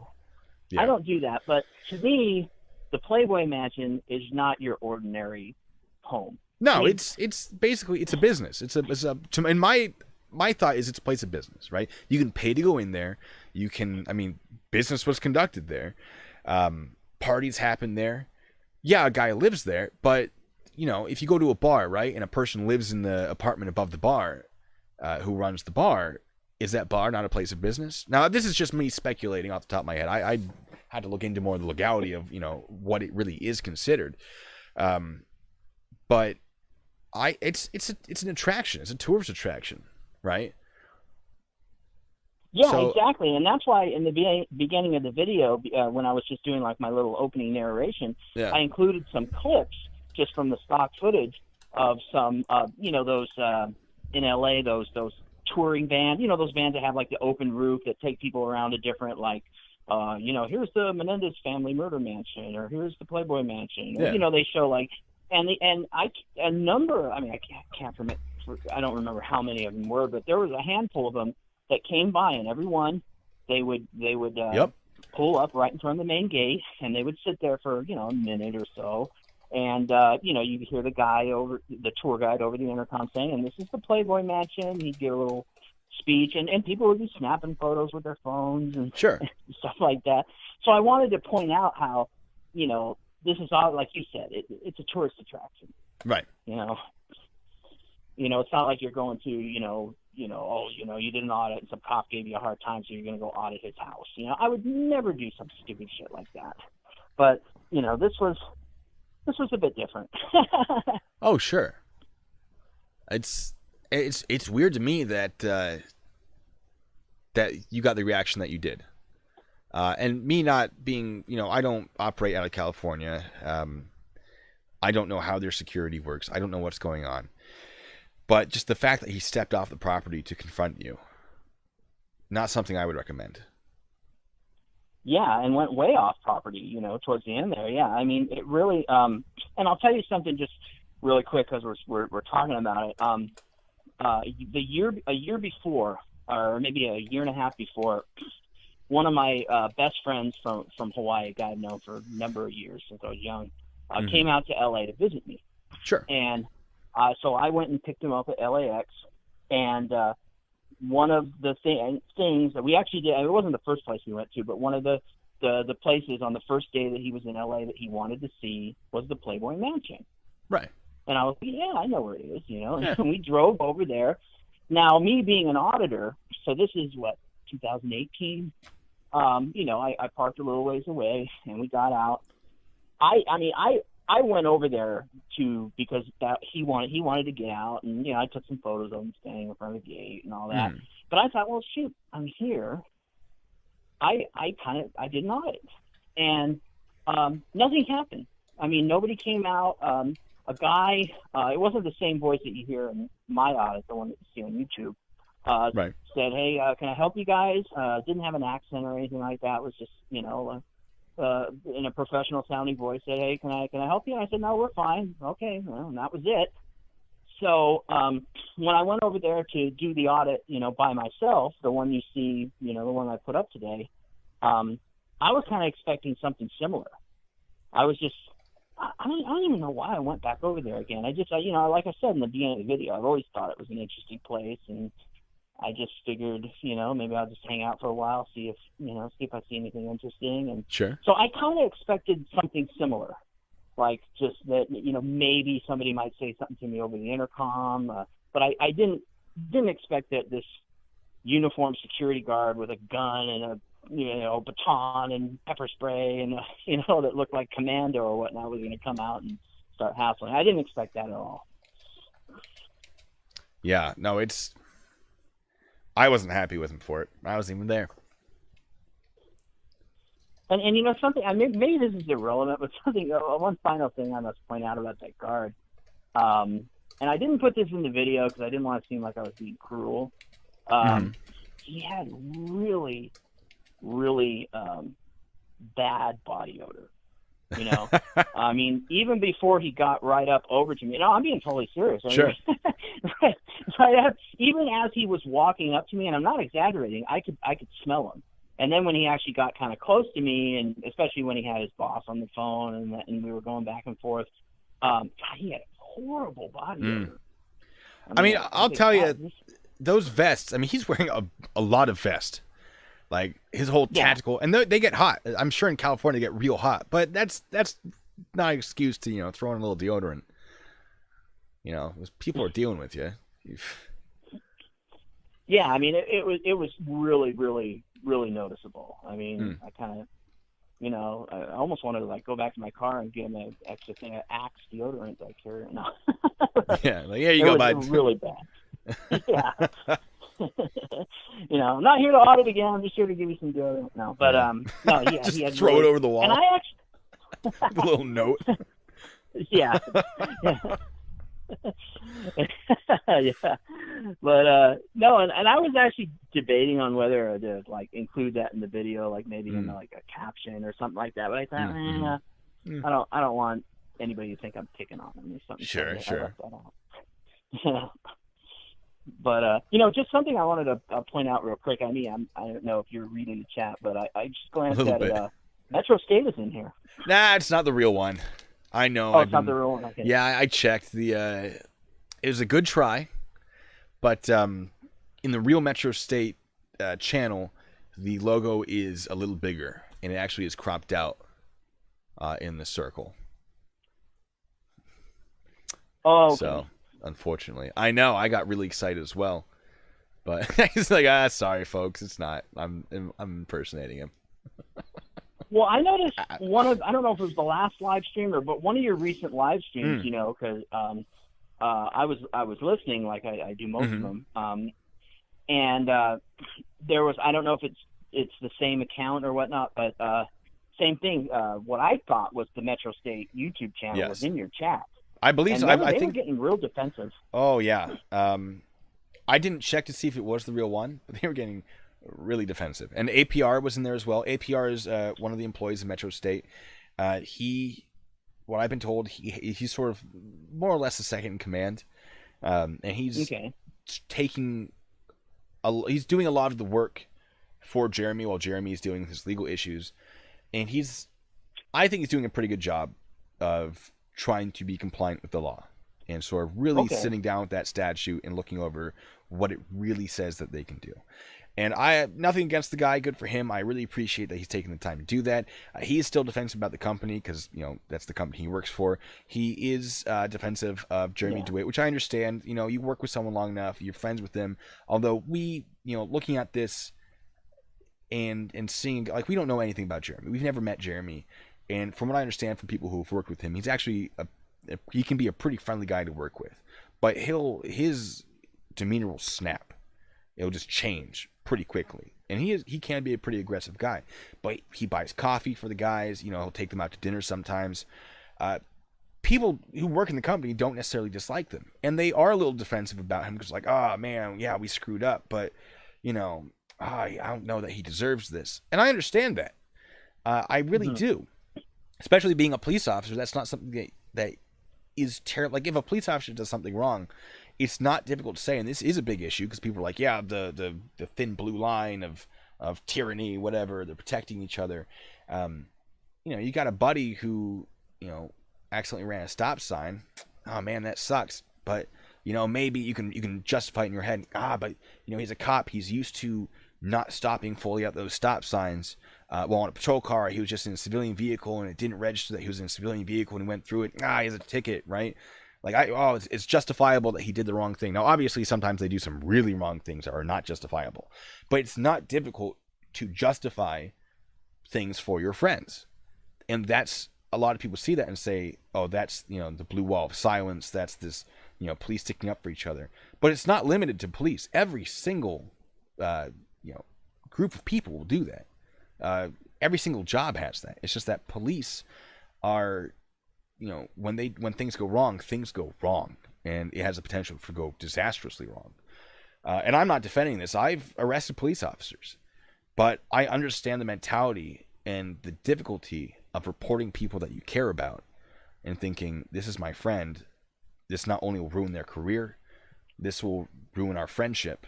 We'll never, go and have wings together at Buffalo Wild Wings, for those of you who are bringing it up in the chat.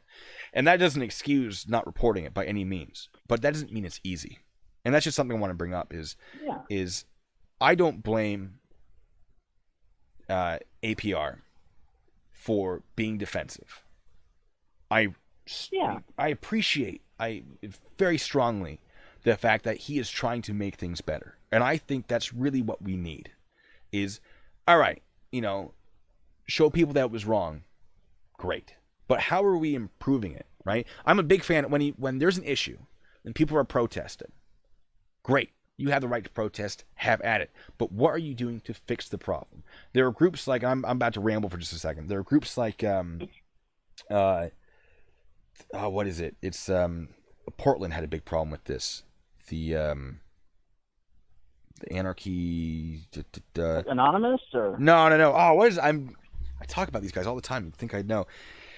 They're Antifa. Or Antifa, depending on how you pronounce it. That's the one. Oh, Antifa, yeah. So I'm really mad about this coronavirus because I'm subscribed to a bunch of their Facebook pages, which I'm sure has put me on a list somewhere to follow them, so I can when they do a protest, I can go and I can film it and get footage of it, so I can discuss how to protest without being arrested, essentially, and what the limits are, constitutionally, what you can do, and what to do when things go wrong. How to react to a police response, that sort of thing. I thought, this is something that in the spring and summer when protests start to happen, because the weather is good for it, what a great topic that would be, especially if I can get my own footage that belongs to nobody else but me. Unfortunately, that's not going to happen because everything's shut down. So, the protests are slim to none. But one of the problems I have with them is they like to be loud, they like to cause problems, but they have no method for fixing the issues that they see. All right, cool. You think police are bad. It's not an unpopular opinion in certain circles. Fine. But what are we doing to fix that? Are we just yelling at police officers? Cool. What is that doing? Oh, we want them to be paid less? Great. So where should that money go? Right? Should it be going towards more training to make them better? Oh, you want to get rid of police officers altogether and just have civilians enforce the law on each other? Well, why would civilians know the law better than a police officer who has the training? Right? There's all these things like, okay, if you see an issue, great. How are we going to fix it then? Yelling at people is not going to fix it. Blocking traffic is not going to fix it. Sure, you're drawing attention to what you perceive as an issue, but what are you doing to solve that issue? And I don't see them doing much. The same with, the football players who kneel during the national anthem. If you want to kneel, great. The government can't stop you from doing that. Now, the NFL can stop you from doing that because that's a whole thing. I'm not going to give. Oh, they can fight, because it's a civilian-run thing. It's not, the government cannot punish you for expressing free speech. Your civilian boss can. Contractually, you sign a contract, blah blah. If you are misrepresenting the NFL or putting them in a bad light, they can fire you for that. I believe. I have never read the contract. No one's ever tried to hire me as a professional sports ball player. But if you want to kneel, cool. Would I kneel? Probably not. But if that's what you want to do, go for it. However, some of the people are kneeling because of look, not enough money is being sent to these inner cities. And I agree. I think that inner cities need to be a higher priority for education, right? We need to put more money into getting a better education, making some of these people more willing to learn in areas that are overrun with gang activity, in places where crime is celebrated. We have hip hop. That I'm not trying to be racist. I'm not trying to establish that anyone is part of this specifically because of race or gender or nationality or religion or anything. I'm just saying there are places in cities where crime is more of a way of life than other places. And a lot of studies, from what I've seen, show that that comes down to a breakdown of education at an early age. And I think there needs to be more money in education everywhere. But I think specifically focusing on those areas. I would love that to happen. I think education is incredibly important. It would solve a lot of problems. But you have people, with $20 million contracts saying, we don't get enough money to those schools. All right, so you've identified the issue. You're drawing attention to it. You make $20 million a year. What are you doing? Are you setting up charities? Are you donating your own money? And if they are, great. I have no problem with you taking that knee if you are addressing that issue. But if you're taking that knee just to, make a political statement, and you have the ability to fix part of the problem that you're addressing, and you're not doing it, I have some questions and concerns.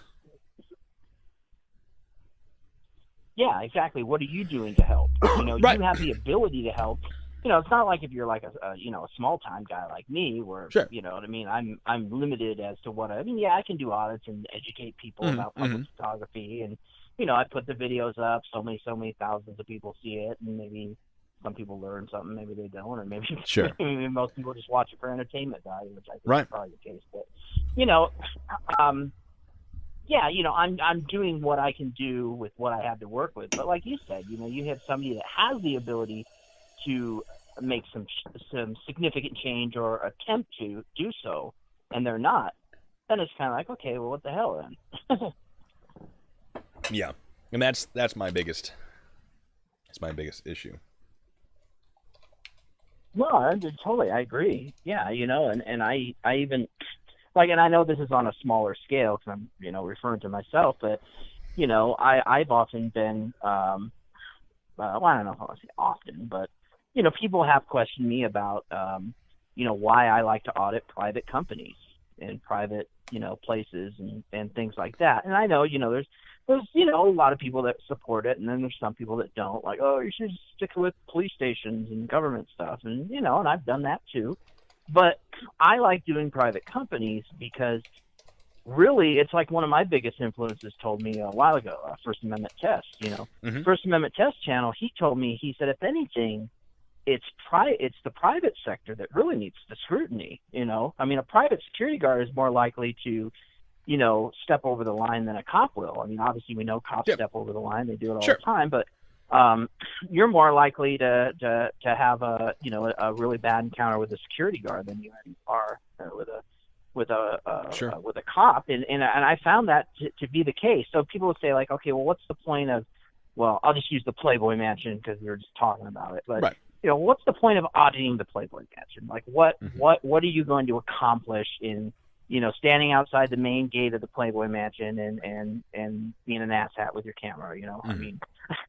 And I get that. Okay, I totally get it. But here's the thing. Okay, like we talked about, this is not just some ordinary house. I mean, this is a major, iconic location. A lot of history. A lot of. I mean, you got tour companies that's one of their stops is the Playboy Mansion. So because obviously people want to see it. People are curious. And there's a whole backstory behind it. Like I said, there's a lot of history. Now, that guard, for example, or that security company or whoever does security at the place, now because of my interaction and to maybe the video, I mean, I just put it up, but it's out there now. Maybe he's learned, or maybe he now is aware, maybe he's done some research himself or whatever, that the next time somebody goes in there and does what I was doing, I'm not saying necessarily doing an audit, but maybe you have some UCLA student who's there. Maybe they're doing a story about the history of Playboy or whatever, and they go there and they want to, they're making a little documentary film and they want to get some stock footage or whatnot. Sure. Maybe Mr. Bad Body Odor, maybe he'll be a little bit more hesitant to, come out and hassle the person because now he knows, okay, people can do this. Yeah, we may not like it. We may prefer that people just, hey, snap a photo with your phone and move on. But,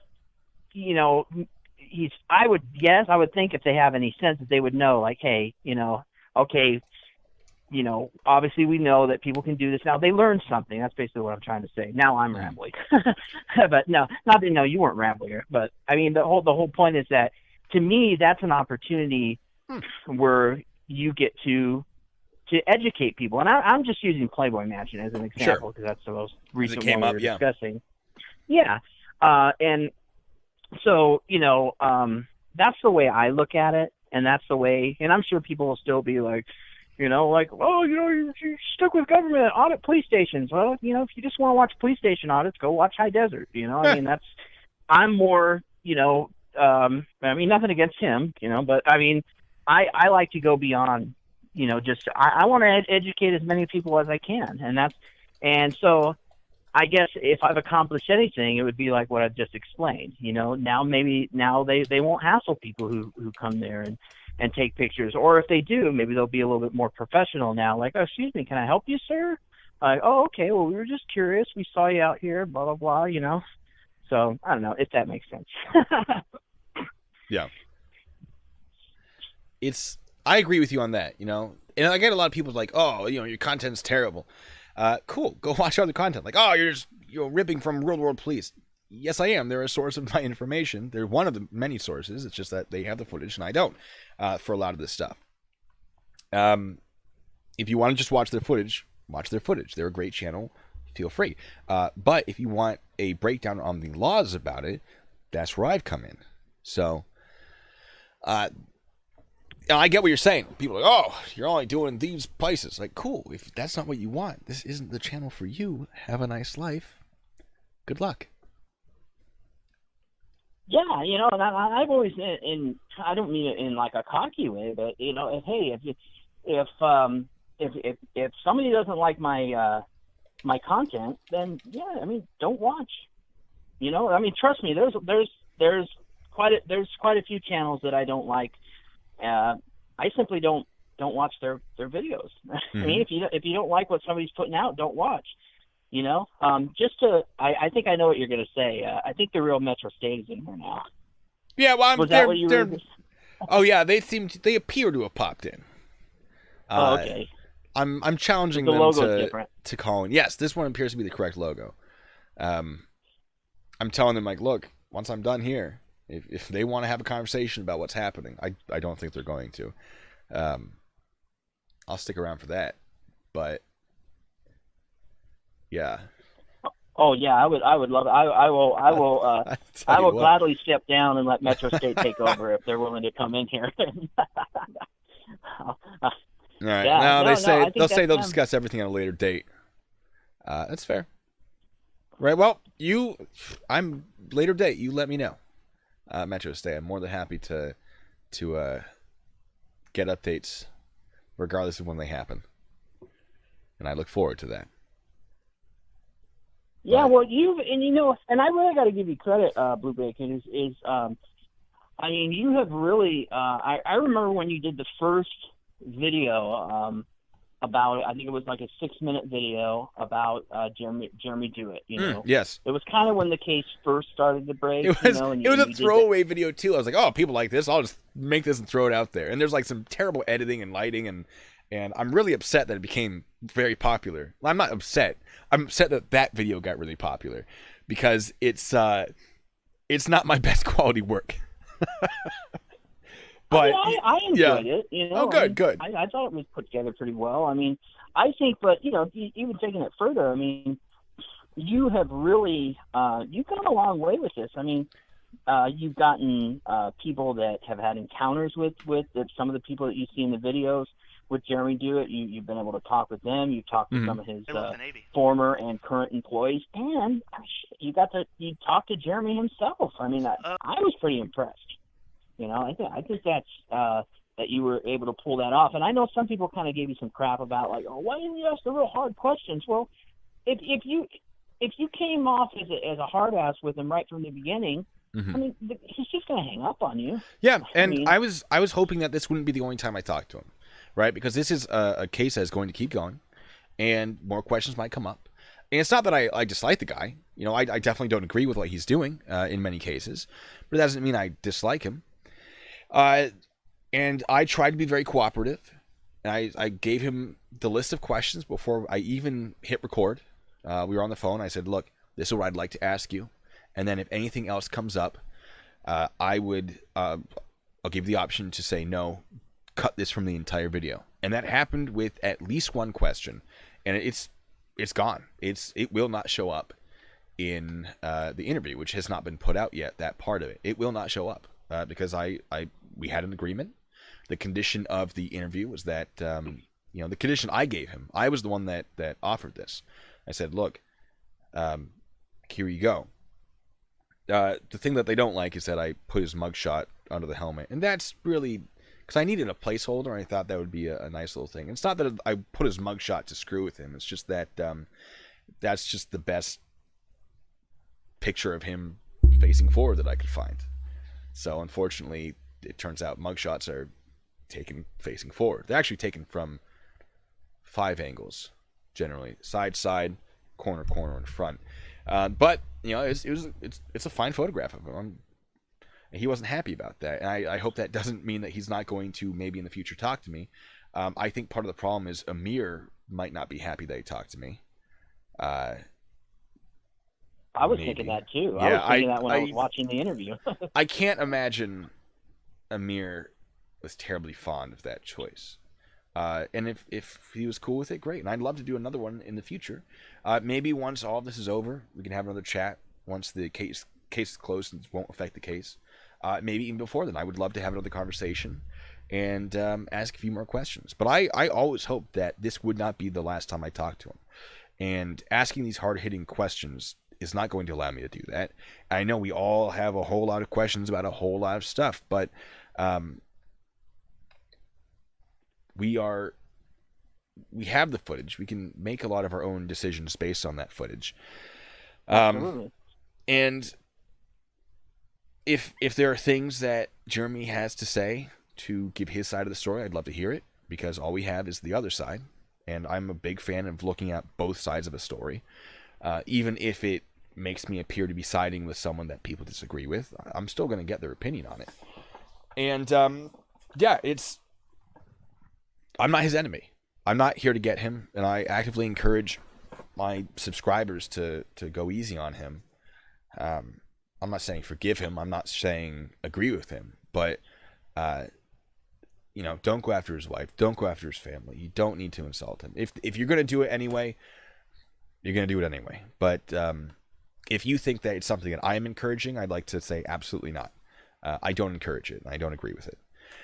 Just throwing it out there. If that's the thing you're going to do, that's the thing you're going to do. I can't reach out and stop you. But that's not something I intend to do. Now, I was a little sassy in my original video because I didn't know much about it. I said, this guy's breaking the law. This is wrong. This is wrong. This is wrong. There's some spelling errors. And a lot of people call me out for calling him out for spelling errors on his website. But I figured it was relevant because if he's interpreting a statute and he's interpreting a statute incorrectly, his grasp of the English language. I'm not saying that he's stupid. Just different people are talented at different things. Not everyone is good at at grammar and spelling. That doesn't make you dumb. It just means that there are other areas you probably excel in. I just figured if you're going to be interpreting a statute, but your English skills, your grammar skills aren't great, that could be a direct contribution to the reason why you've been misinterpreting this, which is why I brought it up. And so some people, it was relevant. I figured it was. I wish I'd explained it a little bit better in the video as to exactly why I think I covered it very briefly, but some people were kind of weird about it. Not only that, I honestly thought, in addition to everything else, the way you did it, it was hilarious. I had fun with it. It was funny. I did have fun with it, yeah.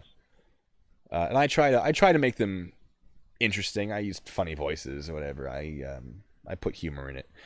Because no one wants to listen to me. I mean, these live streams are a lot more serious.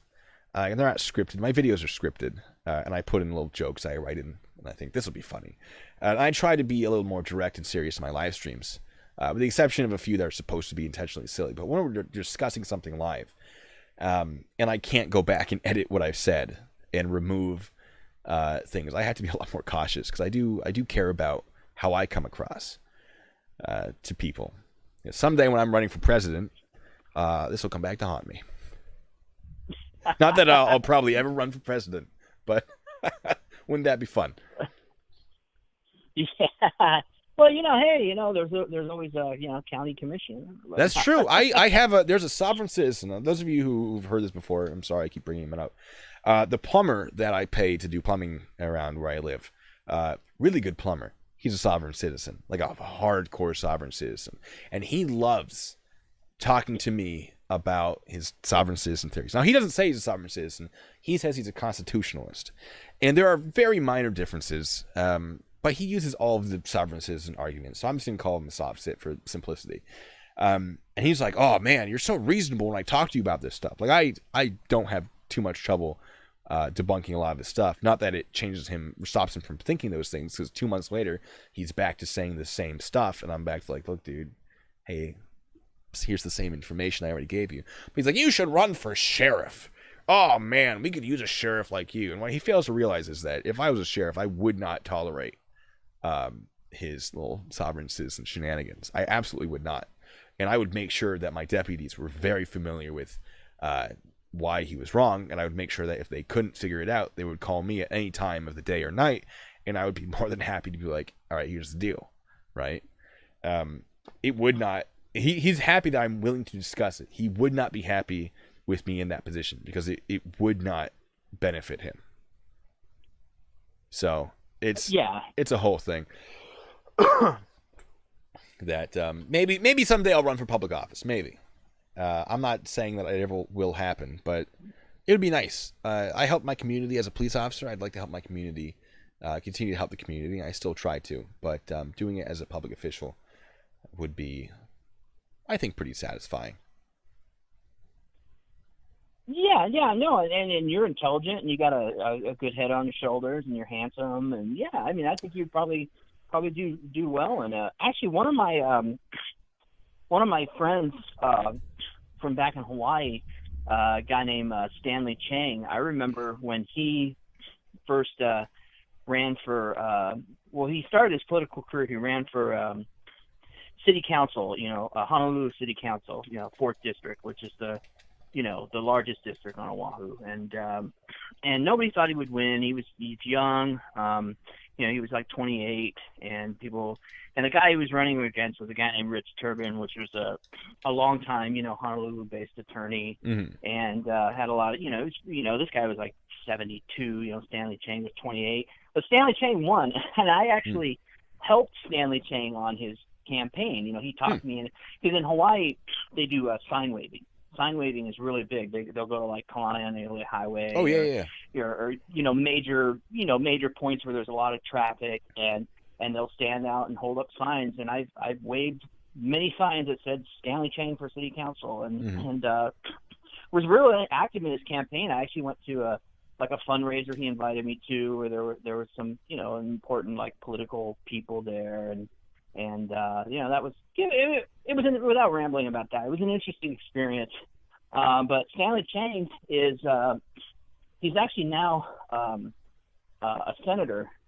He's a Hawaii state senator, and there's talk. There's big talk in Hawaii about him. Possibly because he's still pretty young. He's still in his 30s, and about him possibly running for president. I don't know if he will or not, but and people are saying like, oh, he could possibly become the first Asian American president, and which I think would be pretty cool. But I could definitely see somebody like him, possibly maybe running for governor or something someday. I don't know about president. I mean, maybe not. But the point I'm making is like Stanley Chang's like you. He's good looking guy, real good personality, spoke really well. Very charismatic and so I think somebody like you, just like with Stanley, I think somebody like you, I think you would probably, and plus not only that too, you seem to be very passionate about the things that you support, and I think that would come out, in your, if you were in some kind of like public office. I'd hope so. Yeah. All right. Speaking of other people in public office, God, some of my subscribers are probably gonna like turn on me and call me a bootlicker now. But yeah, that happens. I'm actually friends with the former sheriff. He was sheriff for a long time, because like nobody ever ran against him. The Kern County Sheriff, Bakersfield, Johnny Youngblood. Sure. And it's funny because I watched he was featured in a documentary called Witch Hunt, which was the story of the big witch hunt going on in Kern County, just out in the San Joaquin Valley, of these people that were being rounded up, and it was like working class moms and dads that were being accused of child molestation. And it's a really good documentary. It's narrated by Sean Penn. Oh, nice. And he at that time he was one of the lead investigators. He was a detective, investigating those cases. And, this was way before he ran for sheriff. And I ended up friend requesting him on Facebook. This was a while ago, and this wasn't his fan page, or it was his personal Donnie Youngblood Facebook page. He accepted my friend request, and even to this day, he'll like if it's my birthday, he'll post a happy birthday on my timeline, or every once in a while he'll like and comment on a photo or something. He actually seems like a really nice guy, so I'm gonna be a bootlicker now because I'm friends with a former sheriff. How it goes. Yeah, I've been called a bootlicker many times. Many times. Oh boy. I always, like, whenever I see that, I always ask them to explain, and I sort of let them dig their own hole there. I have fun here. Like, my thing is, I've dealt with that kind of stuff in person, right? A YouTube comment doesn't really faze me, right? It's a thing that I read with my eyes. You can't reach out and touch me. Having dealt with that in person, where people had the ability to actually, do something about how they felt. Comments don't bother me. I love engaging that and being like, no, tell me more, please. Actually, sometimes, unless it's really brutal or somebody's being doxxed or something like that, then screw that. But some of the comments from the trolls are the most entertaining. I'm not trying to encourage people. My concern is I'm going to be like, people are like, oh, if I troll him, he'll respond. Like, no. Hold on, guys. No. I do find them entertaining. I'm not encouraging anyone to do it, but if you go to my Discord, speaking of, this is a good place to transition to pimping out my Discord.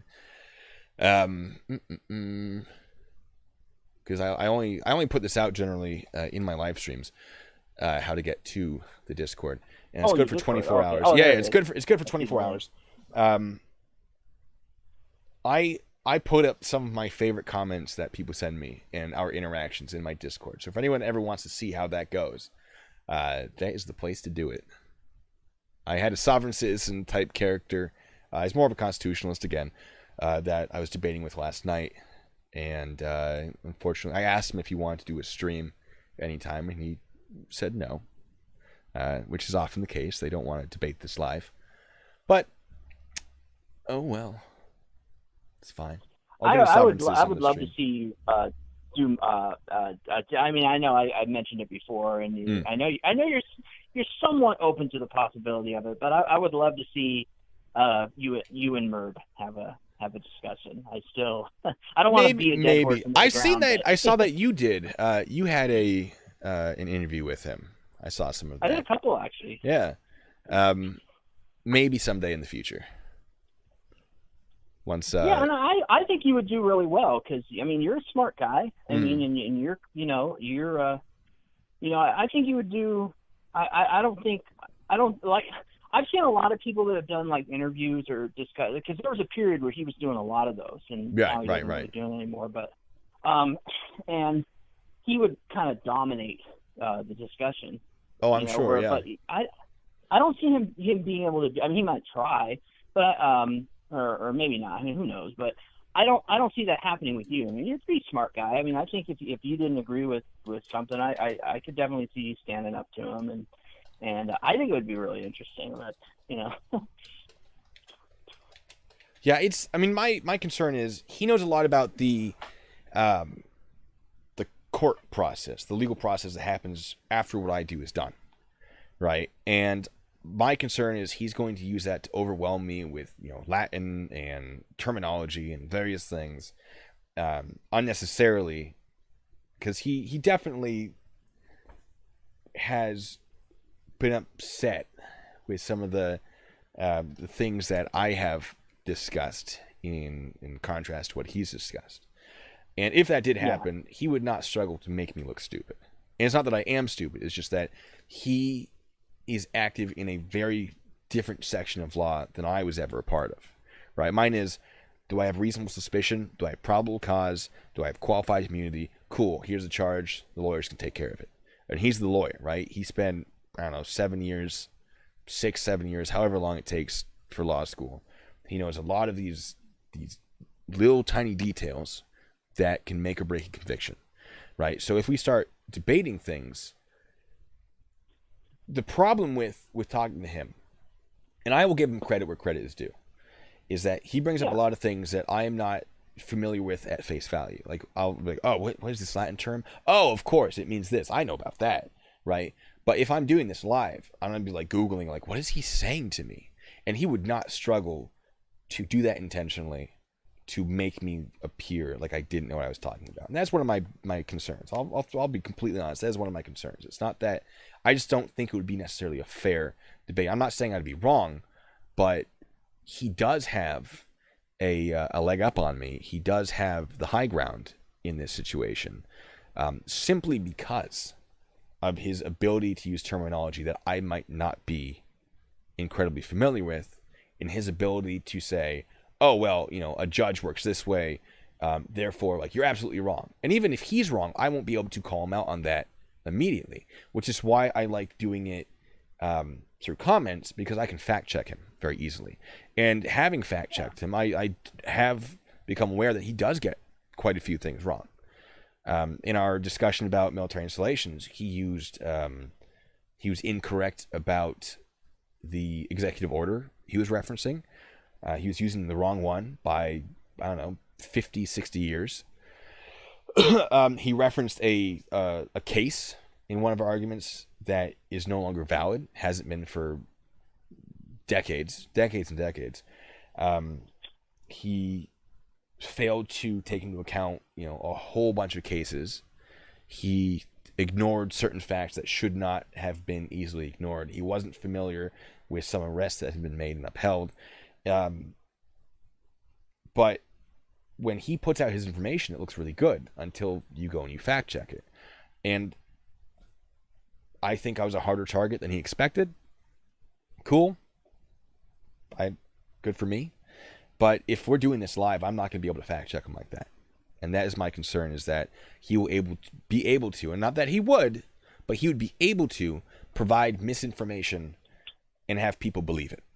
And that is one of my biggest concerns, because I put a lot of work into making sure my information is as accurate as possible. And there are some videos where I briefly touch on a subject, and it goes way deeper than what I talk about, which is why I always tell people this channel is a starting point, right? This should give you an idea of what to look into. From here, you should do your own research. You can contact other people who are more specifically involved in those sort of topics that I am touching on briefly. My videos are not long, but I try to get the basics out at the very least, so that other people can use that and then look into it themselves and infer what I'm saying and find their own research.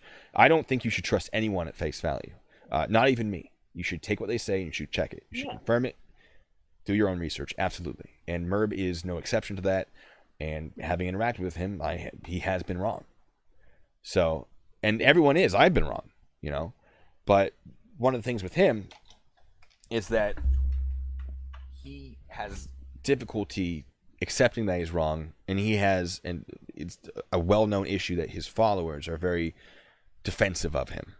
And even if he's wrong, they will refuse to accept it, and they will attack channels that are calling him out. I've been attacked by his little cult, and I've said in my Discord, we will not become like that.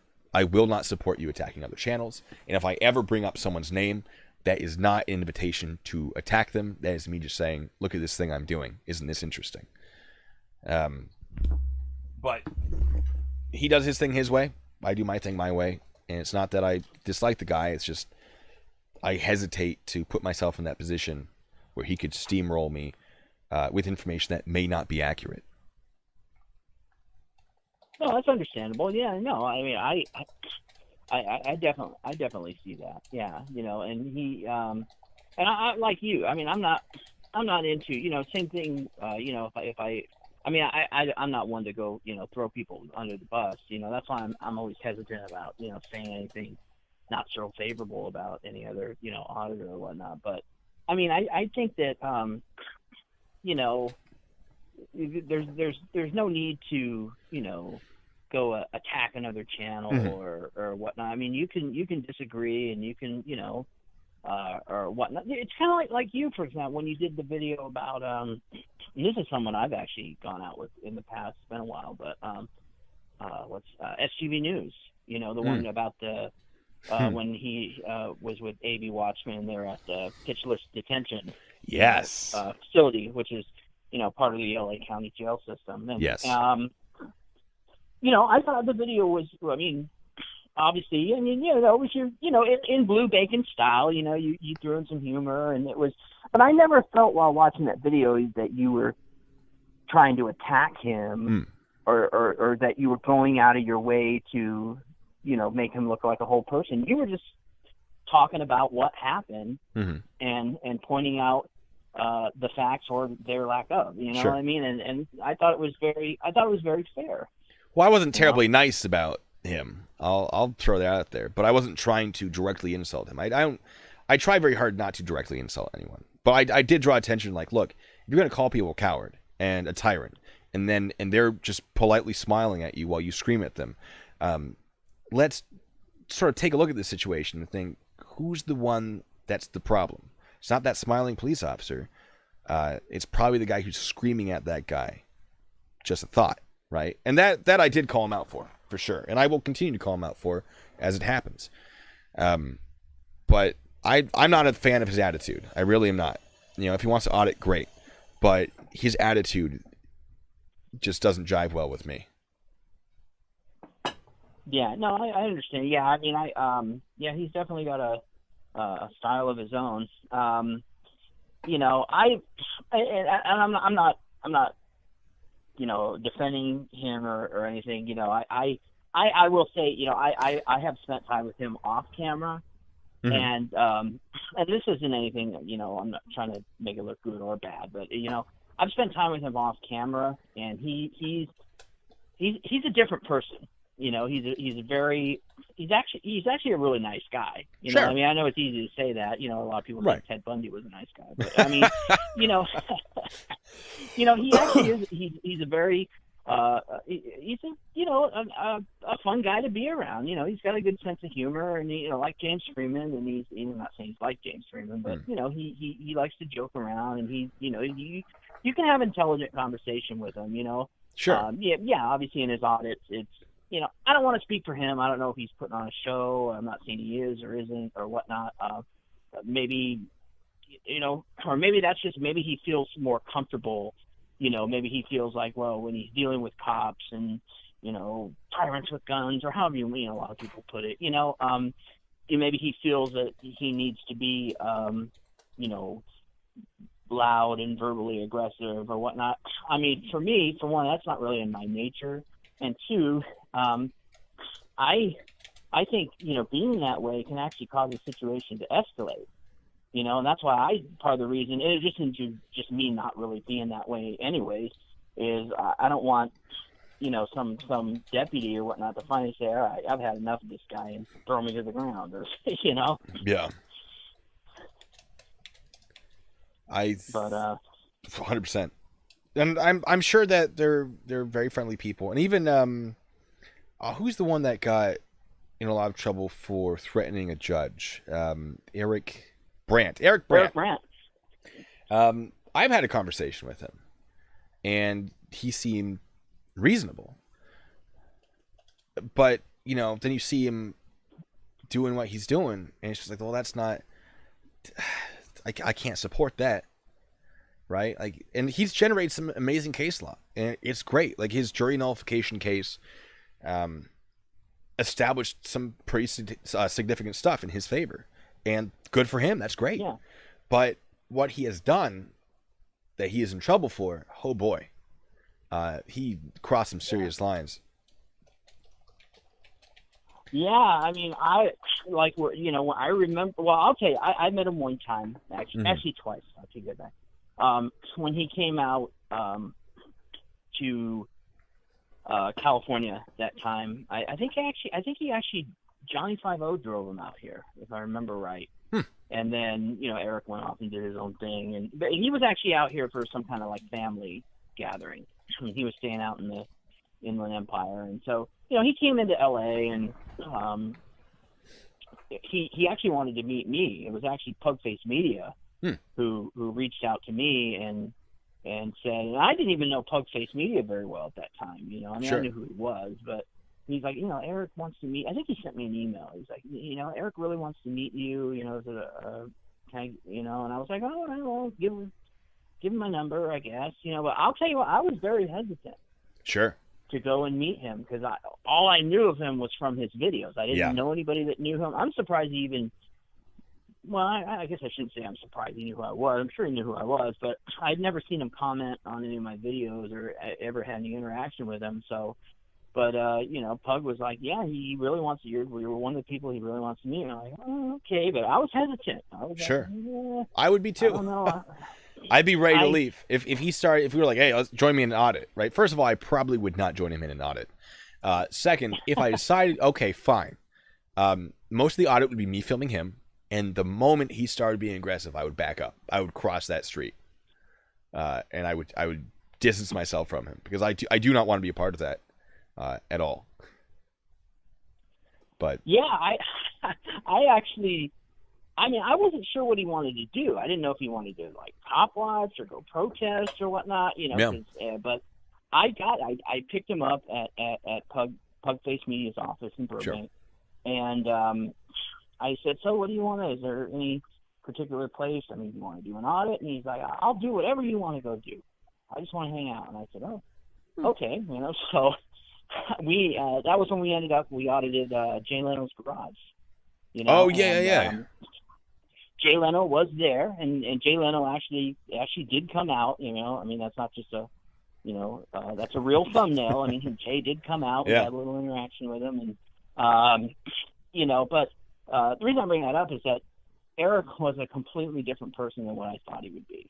Mm-hmm. I mean, we had some even during the audit. I mean, he was like the interactions that we had with, you know, a couple of, you know, Jay's employees, and then there was that guy that was delivering a Porsche, and he came over, and we had I mean, he was very together. I mean, he was I was surprised, you know, because all I know is the whole like F the police thing, and him like yelling and screaming and threatening to kill judges and all that stuff, and we actually did talk about that. So I guess you could say I was pleasantly surprised. And then a couple nights later, we actually went out and had a drink, and you know, so I'll say that I was glad I met him. Mm-hmm. I mean, I don't know if I'll ever see him again, but I was glad that I got the chance to meet him. And you know, after spending time and doing that audit, and then, you know, my opinion changed, you know, for the better. No, I believe it. And if any of them reached out to me, I would still help them. You know, I wouldn't necessarily associate with them, but like if anyone, and you in the chat, if anyone wants to reach out to me, even if I'm opposed to what you do, I will give you legal advice, right? I will try to help you do what you're trying to do legally. Great, cool. So if Eric was like, hey, how do I threaten a judge and get away with it? Maybe I wouldn't help him with that. But if he said, if I wanted to just scream the F word at the top of my lungs, how could I do that, make a good video, and not be arrested for it? Well, maybe I would give him some vague things, right? I'd be like, all right, well, legally, here's what you can do, so on and so forth. I don't necessarily agree with him, but that doesn't mean I'm not willing to assist, making sure they're doing it lawfully. I'm not trying. I don't want anyone to go and get arrested. But I wish he had reached out to more people about what he was doing, because he made some assumptions about what he could or could not do. And there's a lot of misinformation that travels throughout the auditing community. And that's not the auditing community's fault necessarily. I'm not blaming anyone, but I do see a lot of misinformation. And I think he just got information from the wrong person. Thought he could do a thing he couldn't, and it came back to bite him. Well, yeah, and that's a problem and that's one of the things that, I mean, it's different with somebody like you or Merv or somebody that actually has a vast understanding of the law and you're willing to actually, take the time to do, even if it's something you're not familiar with, to do the research and really look into it. Same thing like, I mean, I'm not comparing myself to you or Merv, but even like when I go do an audit, I look, I see where the property line is, and I mean, some places are obvious, but there's, I try to learn as much about the place as I can, the history or whatever. But I try to know what I'm doing. But you see, and this can actually be harmful. You see some big names in the auditing community, and I noticed that a lot of them started doing these, I like to call them talking head videos, where it's basically just them sitting in a room, pointing the camera at their face, and they're like, hi guys, and today we're going to talk about this, or we're going to talk about that. And they're trying to give, legal opinions, and maybe in some things they do, but in a lot of areas, they just don't really seem like they know what they're talking about. And they're putting this false information out there. And all these people that look up to them, other auditors and people that are just getting started or whatever, that look up to them like they're freaking Elvis or something. Yeah. They hang on every word they say, and then they go out and they end up, thinking that they're in the right when they're not, and they get arrested or assaulted or something bad happens to them. And I think that's very harmful. Yeah. And I try to avoid making that happen. On all of my pre-made videos, the ones with scripts, it starts with, this is not intended to be legitimate legal advice or whatever I say, like talk to an attorney. That's that. And then in my live streams, I say, fact check me. I might be wrong about something without realizing it. I try very hard not to be. That doesn't mean I'm perfect. You should not idolize me. You should not take whatever I say as gospel. You should make sure what I'm saying is correct. And if you have questions, please address that, and I will try to answer anything. And if it turns out I'm wrong, great. Then everyone's learned something, right? I do not want to have a following that will do whatever I say just because I say it. That is absolutely not what I want. And I see that with auditors. I see that with Merb. And I'm not saying, I don't know enough about Merb to say that he is trying to make that happen. But he certainly doesn't seem to try to stop it. And a lot of auditors are that way with misinformation, and they are unwilling to. I go and I comment on various channels for First Amendment audits. I say, actually, here is what is correct. And some of these auditors come out and they say, like, no, you're absolutely wrong. I say, well, why? And they can't answer it because they just don't want to be wrong. You have to be willing to be wrong before you're right. Because if you're getting something incorrect and someone's trying to address that issue and say, actually, here's what it should be, and you refuse to accept that or at least look into it, it's not going to end well. Yeah. Yeah, and I don't want to be responsible for getting someone in trouble because of some faulty information I put out there, I mean, Yeah, no, I mean, I think it's I don't know. I think some of these people just, stick to doing your audits, and it's like First Amendment test. I mentioned him earlier because he's like my biggest influence. He actually would always put a little disclaimer in the description of his videos and said, hey, look, my videos are not intended, because he does, he's pretty knowledgeable about the law, and like me, before he does a place, he looks into it, he does his research, but he puts a little disclaimer in there, and he says, my videos are not intended to be used as, legal advice or references or anything. I'm not an attorney, I'm and I think that's a good thing. This is the video. If you want to look into it further, you can, but this is not legal advice. Right. Yep. And I think that's important to put out, saying, look, this is what I think based on what I've seen. And every time I do that, I try to back it up with fact, right? Like, this is why I think that. Here's the case I've read. Here's the law I've read. I try to limit my use of, well, I'm a first-hand source because I lived it, right? I try to limit that as much as possible, because any first-hand source can make stuff up and say, you have to believe me because I was a police officer. I know how the law works. There are times where I have to do that, where I say, this seems weird, and I can confirm that because I've been in these situations. This is not how it goes. For example, the FBI agent being detained by police officers, I can say 100% as a first-hand source, I've never seen an agent act like that. I've worked directly with agents. My office was in a hallway full of agents when I was in counter narcotics. Yeah. I know how that sort of stuff usually works. And even having worked with agents, never FBI, but very similar agencies, I would have been weirded out too. And I would have thought this guy was impersonating a federal agent. 100%. But I can't, there are reasons I can say why, but a lot of it comes down to because I've known agents and I've never seen them act like this. And I'm a first-hand source of that. And I try not to do that because that's a lot less believable.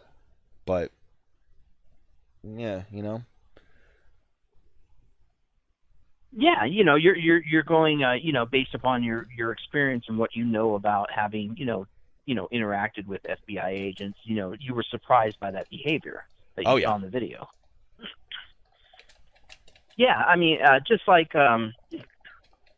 I know, like I remember, you know, years ago, I worked at, I mean, we're talking like when I was like, you know, in my late teens, early 20s, I worked in a 7-Eleven and working the graveyard shift. And I remember some, a lot of police officers used to come in. And I remember one police officer that was kind of a regular that would come in and get coffee. He was talking about how he had, he was making a comment about how, like, you know, I can't stand, you know, correctional officers. And I was like, oh, well, why? You know, why don't you like correctional officers or prison guards or whatever you want to call them? And he was like, he explained how he had just pulled one over. And he said a lot of them get really cocky, you know, like, you know, he said they like to flash their badges and they like to try to act like they're cops. And now I don't know about all other states. I know here in California they do have peace officer status. Oh, okay. But even so, I mean, you can look it up. It's limited. I don't know exactly what the verbiage of it is in the law. Sure. But, I mean, it's limited. I mean, they can't, you know, go out on a public property and make arrests and stuff. But I mean, they are considered peace officers. You know, limited peace officer status.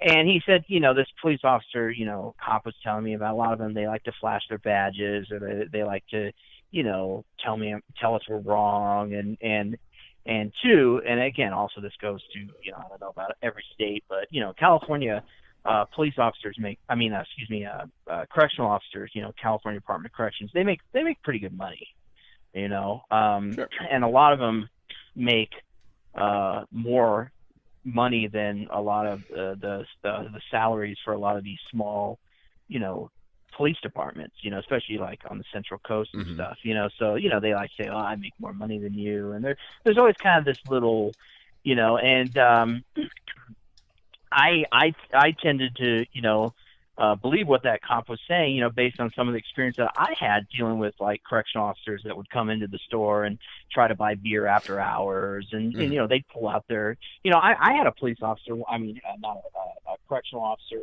He worked in, and I know that he would come in after hour. I guess, I don't know what, maybe it was because of the time he got off work. He would come in after 2 a.m. trying to buy alcohol after it's already the cutoff, and he would flash us. He would pull out his badge out, and he tried telling me before that he was a sheriff. He said, "It's okay, I'm a sheriff's deputy." And I was like, that's not a sheriff's badge. That's a California Department of Corrections badge. You know? So I knew that a lot of them do kind of do that, you know, based upon what I had seen. You know, they come in wearing their uniform and try to, you know. But yeah, they're you know, that's based, you know, just like with the FBI agent. It's based upon, you know, your experiences of dealing with them. So that behavior was shocking to you. That they would act differently that way. Yeah. It's a good observation. Yeah, absolutely. I can't wait to do that video. I really can't. There's the problem is there was information we had that has now been deleted. The agent was in a car for 2.5 minutes, subjected to the defroster. and he was losing his mind. And he goes, "Oh, you're I'm injured." Like, he actually got an ambulance to take him off scene, which I thought was absurd. I think he was milking it to try to get them in trouble, but that's just my theory. On his LinkedIn profile, allegedly, it had like, actually has on his LinkedIn profile, the agents. He's like, "I survived an assault in December by the police," or something. Like, that's one of my honors. And apparently, it also used to say like, "Oh, I had to retire because of my injury." Right? "I'm retiring because of the injury sustained." Like, there was no injury. There was no injury, dude. This whole thing. But he deleted it, if it ever exists in the first place. And I say if, because I never saw it, and I have to be very, very cautious, because FBI, I do not want to make them any angrier than I need to. But yeah, he was for real FBI, D Solo. It just, I don't even know. It was real weird. But yeah. Well, that's interesting. I can't wait to see that video. Yeah, it's there's a lot to talk about. There's I have to figure out how to organize it all. I've got the script like half done, but there's possible corruption within the police force. There's like weird ways tickets are being handled. There's the FBI agent, not going through the proper channels. There's him claiming to have a medical issue when I seriously doubt he had one. There's the sheriff showing up and being like, "What on earth is going on, and why is this agent being stupid?" It's a pretty great video. The problem, it's an hour-long video, so there's a lot to go through and try to get accurate. And there's a lot of other stuff to throw in there and comments to talk about where people are, believing certain things, and it's just, it's a whole thing. Yeah, that is interesting. Something that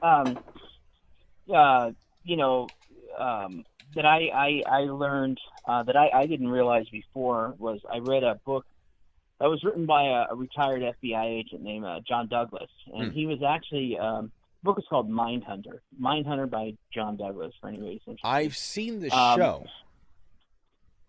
Yeah, the book. Well, the book is a lot more, but normally the book is. But John Douglas was actually, not only was he an FBI agent, he was actually one of the founders of the FBI. He's one of the ones that started the FBI's behavioral sciences unit. Yes. And that is really interesting. He interviewed serial killers, and I know you're doing your thing about the Green River Killer. I'm also a big true crime guy too. But one of the things that John Douglas talked about in his book Mindhunter was the relationships between local police departments, city police and county sheriffs and the FBI. And he said, some of the stuff that you see depicted in movies where, like I think the best example I would give would be like, Mississippi Burning, or those like, county sheriffs, or there's a lot of they really resent the FBI being there, and he said that does there is a lot of truth behind that. He said there is a lot of animosity because a lot of a lot of local police departments and police officers kind of like they're like, well, why are they here? That was also kind of depicted in the French Connection. Gene Hackman, when the FBI agent, it was, and it was an NYPD investigation, but the FBI was asked to come in and assist, and the NYPD didn't really want him there, and so I don't know, that was just something interesting I thought, and that he kind of confirmed that in that book that that does happen. Yeah, it's not wrong. There is a lot of disconnect between different agencies. And that's been an issue for a very, very long time, and it's been addressed in some places, but not everywhere. I've dealt with that personally, trying to bridge the gap of information. Being on a military installation, it made it a lot easier to do between the agencies we had on base, but when we were reaching out to other agencies, it made it very difficult. And when I was doing this in Germany, reaching out to the Germans to get their assistance, because anything that happened off base, we had to get their permission to deal with. we had to get it translated, sent out to them. They sent it back. It was translated back to English. And anyone who's ever seen Muppets Most Wanted, if you see the interaction between Sam the Eagle and the French Interpol inspector, that is incredibly accurate to what it's like dealing with European police agencies. So that's interesting. Yeah, if you've never seen it, it's a fun movie. Go watch it, and it's just the Interpol agent's like, "Oh, I have solved the case," because he's French. He goes, "But it is, work day is over, so I'm going to go home now." Like, no, you solved the case. We keep working. Like, no. My day is over. I come back in the morning. Like, no, that's not how this works. The Europeans, their police, the ones I've interacted with, they 100%, they'll just be like, "Oh, we have all the information you want. We'll get it to you in a week." Why? Well, I am on vacation. Why? Like, what do you mean you're on vacation? Can someone else send it? No. No, it's my job. I'll do it in a week. No. We have timelines. We have hard deadlines we have to meet. You have to give this to us. No. Oh, I hate it so much. Anyway, hold on. Metro State, do you actually want to call in? Is that actually... Metro State's in the chat again. I was actually about to bring that up. I didn't want to interrupt you because I noticed. Well, I noticed that Metro State the real Metro State channel was in here, and they were asking about, when. I think he asked, when can I call in? So I'm more than. I'm enjoying the hell out of this, but I'm more than willing to step down and let Metro State come in and take over if you want to do that. Well, if Metro State wants to pop in, I would not be opposed to that, for sure. I just want to get their confirmation in the future. Yeah, we can have a panel interview, Metro State, if you want Jay Pavilion involved. Yeah, because he was asking earlier. Not that further up the con. He was saying, "Hey, when can I call in?" Yeah. I'm down. Oh, you just said that sounds good. We'll see in the future. All right, sounds good. Sounds good right now? I'm just confirming, like, right now. Just, you want me to call? I'll have you call me. Oh, this is going to be interesting. Let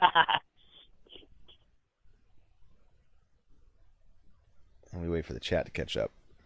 About to be real excited if it's happening right now. How would we do a what? I mean,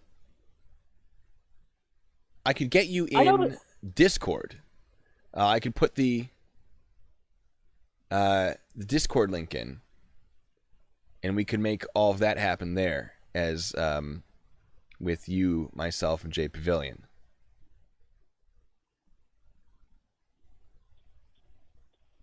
Well, I'll listen to you two and Nathaniel. I can't tell if he's trying to back out or if he wants I'm not really to do sure what. it, That's or... why I'm confused. Like, do you want? What? I'm just trying to get a good, just a solid plan.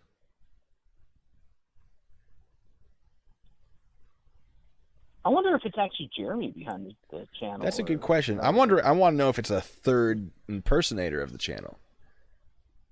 Well, I don't know. Can you click on it? And normally you just click on it and you can see if it. Think I can. Goes. Oh yeah. It's not working for me either. Yeah. I thought you could click on the channel logo and it would take you to. Yeah, me too. All right, I think what he's saying is in the future. Yeah, it is 11 p.m. in Florida. In the future, we'll plan something out. Metro State, you have my email. We can try to make that happen. If it's really you have my email. Everyone else has my email too. But if it's coming from the people I've talked to from Metro State before, I'll know that's really you. And I would love to plan out that sort of thing. And if it is you, you know that I'm willing to approach this reasonably, and I hope to approach it reasonably. I don't intend to yell at you. I don't intend to be mad. But there are some things I think would be worth discussing. And if we get some other people involved in this, in the discussion as well, I think that'd be really exciting. I've never had more than one person in a call on a live stream before, but I think that would be a good place to start. Yeah, I think it'd be great. Yeah. Somebody was asking for your Discord again. My Discord again, yes. I got too many cables in front of my TV. Can't see what I'm doing. Let's do the old invite. And That's what State wants to know. What exactly will we discuss? That's a great question. We can discuss how the case is going, especially with the coronavirus, you know, how that's limited things. We can discuss some issues that I've brought up in previous live streams. Some things that have shown up in other videos. And just what your opinion on that is. Maybe if they're being shown in a bad light. I have some questions about some things I found on the Metro State Flickr account that I'd like to bring up. Well, let's see if he... Yeah, that would be... I don't know. Maybe he's thinking about it. Maybe I'd love to. I'd love to. I would absolutely love to. I'm hesitant to believe with 100% certainty that this is the real Metro State, which is why I'm saying, look, email me as we've emailed before. Because if it's the real Metro State, they're going to be familiar with that. But because the last thing I want is somebody to be like, yeah, call me on the Metro State number, and I call the Metro State number, and like, this is not Metro State. It's just someone pretending to get me to harass them by accident. So, well, I'm looking at their channel, and I mean, the logo looks good. I mean, it's the bigger. I know the other Metro State had the smaller. This logo it's the bigger one. It looks like. I mean, who knows?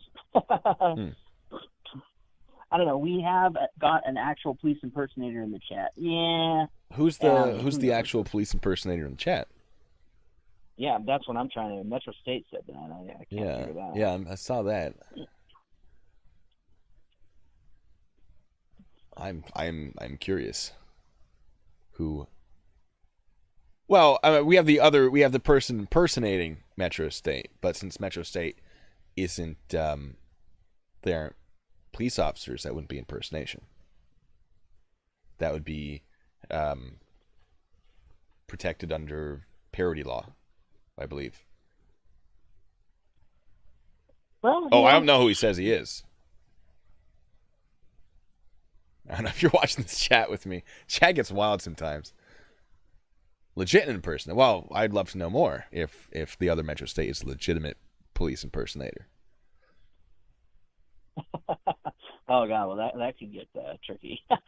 I think that the Metro State that's in there. I think that's the real one. I very well think it could be.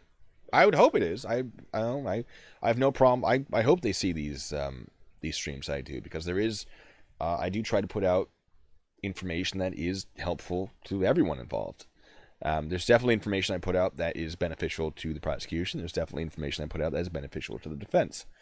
I have no dog in this fight. I'm just here witnessing it and commenting on it. Yeah. I can only wonder if Amir has listened to that interview. But good times. Wouldn't that be interesting? That would be a really interesting interview. I mean, I highly doubt he'd go for it, but Amir, his attorney. Oh, there's no way. Really I've reached out to the prosecutor to ask a few questions. They're like, I can't comment on anything during an active case. Sorry. That makes sense. I did not expect them to. I was gonna reach out to Amir, but there's no way Amir would have a different response. It's just I happened to reach out to the prosecutor first because I had a question about back when APR first called in, there were a lot of people saying that that was Amir using the name APR 1125. So I reached out to the prosecutor because people were saying the prosecutor will know. They will have heard Amir's voice, and I reached out and said, "Do you believe this is Amir?" And they said, "I cannot give you my opinion on this during an active case. I do not think that would be, the correct move for me to make." They said it much more professionally than that. They said, "But here's a video of Amir speaking. I encourage you to make your own decision on it." Like, that's not a no. It's not a yes. It is not Amir. It's just they have similar accents. It's that Florida accent, I guess. Their voices are not terribly different, but it is not. That account, to my knowledge, does not belong to Amir. And I've got that. I've confirmed that through multiple sources. So. Okay. All right. Yeah. I don't think, like, from what I understand, he's not a bad attorney. He would know better. So, unfortunately, maybe after all this is done, like, I think once this is all over, I'm going to be reaching out to people and be like, "Hey, now that it's not part of a case, tell me things." But we'll see. Yeah. Who knows? Maybe you can do a live interview with Jeremy over the phone from the Florida. Show up in the prison. Like, all right, put my tripod down. He's behind the glass. Just yeah, totally. If it gets that, if he ends up in prison, he's innocent until proven guilty. Absolutely. Yeah, totally. No. I saw myself do that. Anyway, I'm watching myself in the stream. Yeah. I think Jeremy definitely. I think he does want to get his side out. Mm-hmm. And I think that's part of the reason why he decided to talk to you. I mean, regardless of whether what he's saying is bullshit or not, but I mean, I think he has a hard time resisting not talking. Yeah. You know what I mean? I think and looking at the chat too, and seeing that, I mean, I think that's the Metro State channel. I mean, I could be wrong, but I mean, it looks like it is. I think that I think if it is Jeremy behind that, I mean, I think my guess is he probably wants to, he probably really does want to come in, and maybe he's getting cold feet or what. I mean, who knows? But Sure. I think he probably seems like he has a hard time, especially because you look at, I mean, some of the comments are pretty brutal. I mean, and I'm sure he definitely wants to. I mean, God, we've been going at this for a while, and he's been in he or whoever it is behind that Metro State logo it's been following this for a while. Yeah. So I think he probably when he sees these comments and stuff like that, I think he wants to react. Oh, it would be hard not to, 100%. My advice would be, don't react to it. Sometimes it's best just to be like, all right, cool, we'll see. I'll show you all by, proving my innocence in court, if that happens. Or, oops, I guess they were right, because I was convicted of many, many crimes. One or the other, it's going to happen. But interacting with the chat's not going to change the outcome, I'm sure. Absolutely. But, no, I'd be interested. I mean, like I mentioned earlier, I think it's still a major accomplishment that you're able to do that interview with them. I mean, I think, I don't think not too many people would have been able to pull that off. So let me tell you, I was excited. I mean, they reached out to me. I didn't even reach out to them. They're like, "Oh, how dare you talk about these things without confirming it through us?" I'm like, "Oh, I did email them through their website. It's like, hey, would you be interested in talking about any of this stuff and confirming it?" And they're like, you never contacted us. I'm like, well, I never called, but I sent an email. And they're like, well, we'll organize something. Like, what? I remember, yeah. Yes, please. Can we, for real? Like, yeah, we'll reach out to you. And they did, and it happened, and it was kind of blew my mind a little bit because I'm just, who am I, right? I still don't think of myself as anything huge, but like all of a sudden, people are, the channel just exploded with this thing, and I'm like, why on earth is he reaching out to me, right? Who am I? And I got the interview, so that was very exciting. Now, is it an incredible interview? No, and I knew that going in that it wouldn't be, winning me a Pulitzer award for journalism or whatever they award for journalism, but I was happy to do it. I was glad that he reached out to me.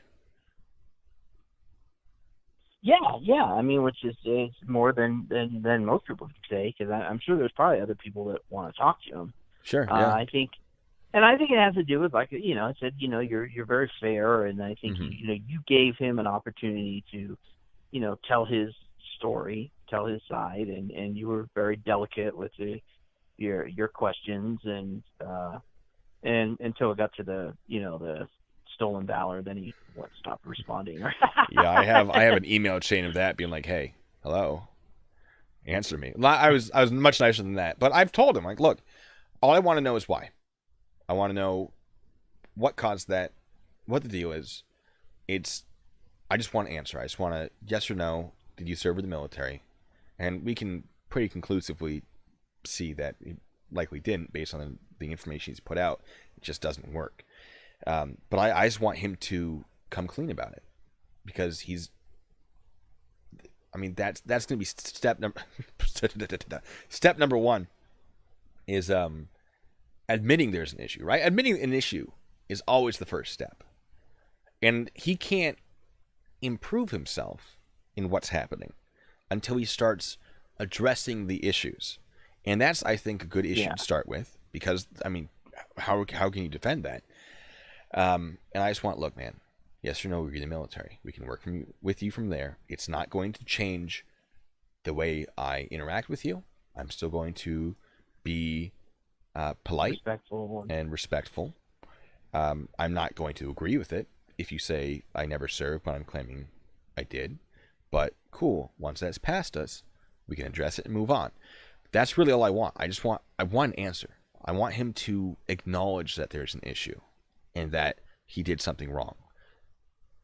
And that's something that's important to me, this claim of military service, because that's me, right? I was military. I am military. And don't any of you thank me for my service. How dare you? It's just, we got to start somewhere with him addressing some of the things that are provably wrong. And that's where I'd like to start. But unfortunately, he has not responded to those requests. So, also, congratulations, everyone. This is my longest live stream ever. Hooray. I don't have anything to celebrate with. Yeah, I have a bottle of Cat Storage tequila and I will. Margarita. I'll get some alcohol in me later for this, I'm sure. If I'll tell you something, I brought it up in the last time we talked. If this, eventually it's more of a matter of when, but when we come up off this lockdown, and restaurants and other types of public places are starting to open up, you and me gotta go to the Kona Kitchen in Seattle, Northgate, and go there, and they got a full bar, and have us a drink and a good meal, and have a good discussion. We'll do it. Yeah, shoot, I even had dinner with Merv. Yep. So that would be great. Yeah, sure. Next time you're up here, once bars are open, I'll see if I can find time. Yeah, I've actually spent time in Seattle. I've got a cousin that lives there, and I love Seattle. I love the Puget Sound, and it's just Seattle's always seemed to me to be a really unique city. It's a fun place. Yeah. I've always liked it a lot, and there's just from what I remember, the people being really nice, and same thing with Portland. It's just but Seattle is really I'd love to come up there again. Who knows? Yeah. Maybe we can even do an audit. We can audit the Scientology Seattle org. I would do it. I would absolutely do it. I would audit Scientology here in Seattle. I'm no fan of Scientology. I appreciate them for their ability for what they've created. Right? Incredibly impressive. The organization that they've set up. I do not agree with them. I'm not a fan, but I appreciate and recognize what has been built from Scientology. And I am amazed that they got as far as they did. Yeah, they're really. I mean, you got to give, or at least I do. I mean, L. Ron Hubbard credit. I mean, obviously he's the person that founded it. You know, I mean, he founded the Church of Scientology. I mean, L. Ron Hubbard really. And there's been people that have testified to him actually saying this. You know, that hey, you know, the only real way to make any money, or for me to make any money, is going to be to start a religion. And he was like, yeah, you know, I should, you know, and you know, because it started with Dianetics. He wrote Dianetics, which was published in 1950. Yep.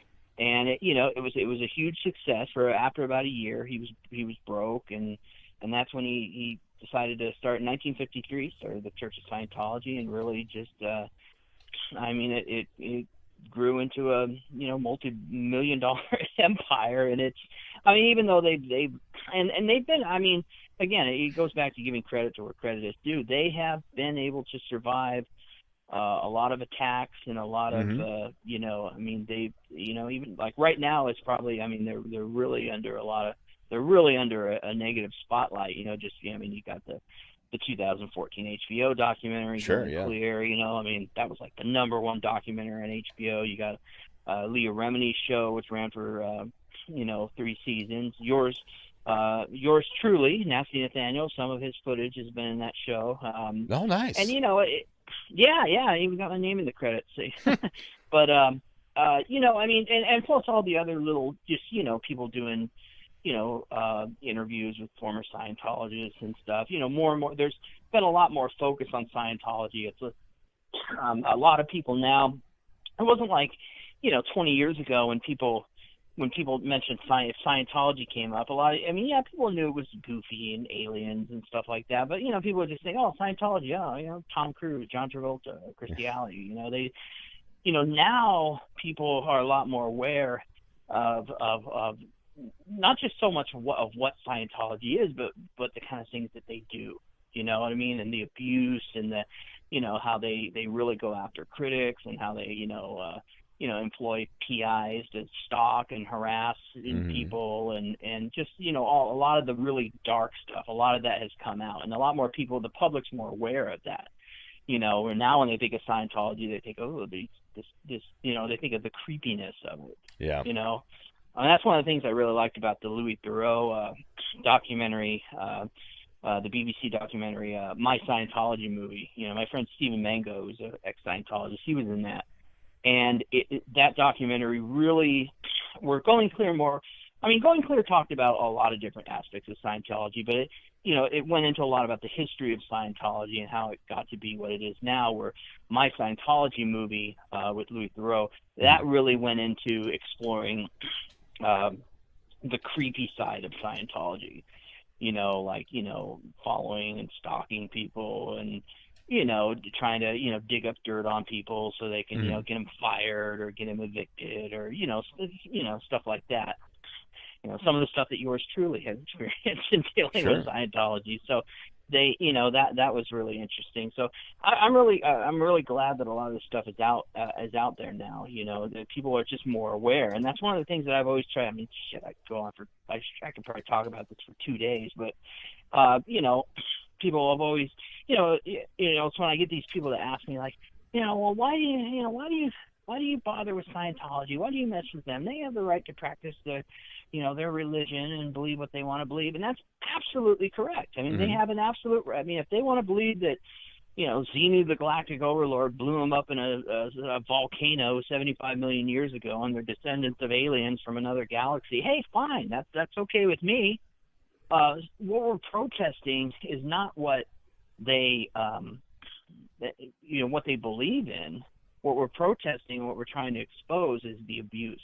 It's the way they, like I said, the way they treat critics, the way they treat current and former, you know, parishioners.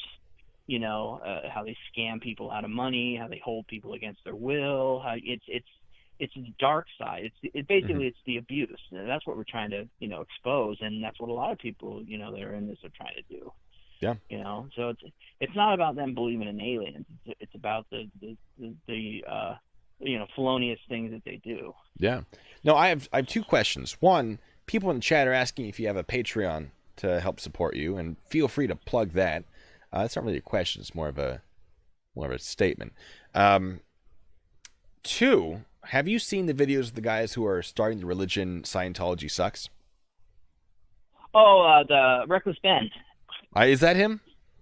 Yeah, that's their channel. They're the ones that yeah, I mean, I've seen some of their videos, and they there's kind of another story behind them. I mean, I have my own opinions on them, but yeah, there are a couple guys. They're from Cincinnati, and they came out to L.A. And they actually, well, I don't want to say where they live, but they live actually very close to Scientology's Big Blue complex in Hollywood, in East Hollywood, and they. Personally, and I've discussed this with some other people, including some ex-Scientologists. I don't know. I don't like throwing people under the bus, but it seems to me like they're kind of jumping on the bandwagon. Like they're just Scientology's a hot topic right now, and they're just trying to. I mean, yeah, some of the videos were kind of funny. I mean, I personally didn't think they were very interesting. Sure. But it's never really seemed to me like they're trying to expose the abuse and stuff that goes on within the organization. It's more just seemed like they were kind of clowning them, which a lot of people like. Sure. I appreciated them with the projecting sucks after the Scientology. That made me a little happy, and the fact that they had a Scientology, their lawyers contacted them and it's like, we'll file this lawsuit, and seeing them read through that and going, no, they can't do that. And yeah, their threat was basically empty.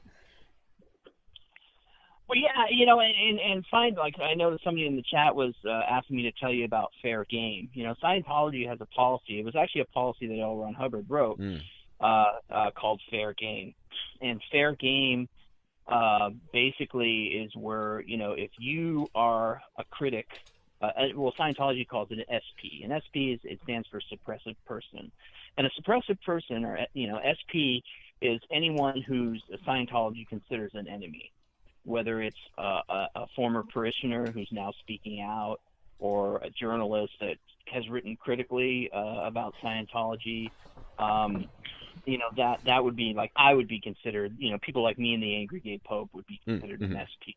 People that, sure. Because we protest them, we make videos about it, so on and so on. Fair game basically gives the church the authority, obviously the authority within the church to attack, anyone who's critical of them. And fair gaming can include, like I said, they'll do things, try to dig up dirt about people. If you've got any skeletons in your closet, one of the things they've been known to do is make like smear websites about people. Like they'll whoisbluebacon.com, or God, I would love that. I would love if someone's like, oh, we're discovering who this guy is. I will tell you guys right now, if you guys try to hunt down exactly who I am, first of all, please don't, because I don't want anyone to actually, get too much. I will tell you that I sprinkle a lot of misinformation here and there about my personal life just to make it difficult. And I've been doing this for years because working as an investigator, especially counter narcotics, where I was semi-covert, you get really paranoid. And that's one of the reasons I want to be cautious about this FBI agent. He'll know a lot of neat little tricks to figure me out, and I really don't want that. Oh no! I mean, eventually it'll happen. It will happen eventually, 100%. But I'd like to not have it happen for as long as possible, because if someone gets my personal address, that's the day I start buying a lot more ammunition, because there are people out there that do not like me, and I get a lot of threats. So. If that popped up, please no one go out and do that for fun. But if Scientology started a page about me, wouldn't that be interesting? And I would have a lot of fun reviewing that on a live stream. They made one about me. Did they? Did they really? Oh, yeah. We're gonna have to. Actually, give me just a moment. I'll put it in the chat. Yes. They made one. I don't know if you'll be able to put a link there. I think it is because I'm a moderator. I can, I believe. Oh, okay. Because you gave me a wrench. I can, like most people couldn't, but. Oh, that's right. Because the other time you wanted to post something, I made you moderator for that, I believe. And what's funny is the I'll tell you. Okay, I just found it. Wow, it actually, if you type in NastyNathanial, it actually like shows up on the first line. Ooh, I guess they're doing something right. But what's funny about it is they use this, and this is something that they've been known to do, with the, obviously the explosion of social media, and it's been done to me, is they'll infiltrate people's like Facebooks and Instagrams and things like that. And what they'll do is they'll go and they'll try to, just another way to get any kind of information about you. And the picture that they put on this hate website that they made for me was a picture that they lifted off of my Facebook, and it was basically it was a fake mugshot. I mean, now the way they put it on the website, it looks like a real mugshot, but it's not. It's a picture. It's basically a couple selfies that I took myself, but I positioned myself behind like a blank wall, and I'm like I'm facing forward, and then another one I'm facing sideways. Just like a police mugshot. And I wrote, and when I posted that photo, I wrote in the caption about the photo, I wrote the line to a Leon Russell song, because I've always been a big Leon Russell fan, and it's a song called Magic Mirror, and there's a line in that song where he goes, to policemen, I'm suspicious. It's in the way I look. I'm just another character to fingerprint and book. And I just, it was a reference to that Leon Russell song, and that's the photo that they used to put on this hate website. And I'm like, that's not even a real mugshot. It's a picture that I took. Fake, guys. Get better at this. Yeah. That's hilarious. Yeah. I love that. But no, they've done it to me. They've done it to Angry Gay Pope, like Pope's lawyer, Graham Barry, who's been he's a big Scientology activist. I mean, they made hate videos about him, because he's openly gay, so sure. They make him out to seem like a pervert and stuff. It's just ridiculous. Yeah. It's funny though, and what's so funny is like me and the Pope and his lawyer were talking about it once. This is right after they made the one for me, and we were kind of like celebrating it as a joke. We had some drinks, and we were like, yeah. And they, Pope even put a thing up on his website like, protester, my assistant NastyNathanial finally gets his first hate page from Scientology. Kind of like, I mean, to us it was just a joke, because it totally what they don't realize, and this is why I brought this up, what we were talking about, is they don't realize that, like, people like me and the Angry Gay Pope, more so the Angry Gay Pope, I mean, they're dealing with an attention whore. He likes it, yeah. Yeah, I mean, I thought it was, I remember when I first saw it, because I don't know about you, but I Google my name, just to see what pops up, and that's how I found it. And nice. I was like, I'm gonna Google my name right now. Yeah, just to see what, like, if you do a Google image search, see what kind of photos are. Moldy bacon. That's disgusting. Nothing pops. Bacon? Yeah, there's like pictures of blue moldy bacon. That's good. That's fun. But nothing comes up. Let me see. Blue bacon police? No. I guess I'm not. I just haven't made it yet. You know what? I keep and I bring this up because I know I said I was going to put it in the chat. I keep clicking on the link, and it keeps saying that like sometimes if they're doing like maintenance on a website or something, it won't. I keep getting a thing saying like this website is temporarily down due to maintenance. Right. Issues, but it's still there. Actually, if people Google NastyNathanial, that picture will pop up. I mean, if you spell it the way I spell it, IAL, NastyNathanial, it'll pop up. It's there. Excellent. But were you saying somebody was asking earlier about a Patreon or something? What were they asking about? Oh yeah. They're wondering if there's anything Patreon related to support what you're doing. I do have to start wrapping this up, by the way, because we've been doing this for Oh yeah. Yeah. three hours and 40 minutes, which is by far the longest stream I've ever done. It's a good stream. I enjoyed it. We had a lot of interesting things. Has it really been that long? It has been that long. Talking that long? 3 hours 40 minutes. Shit. I was like, I'll be a short stream today, whatever. Nope. Yeah.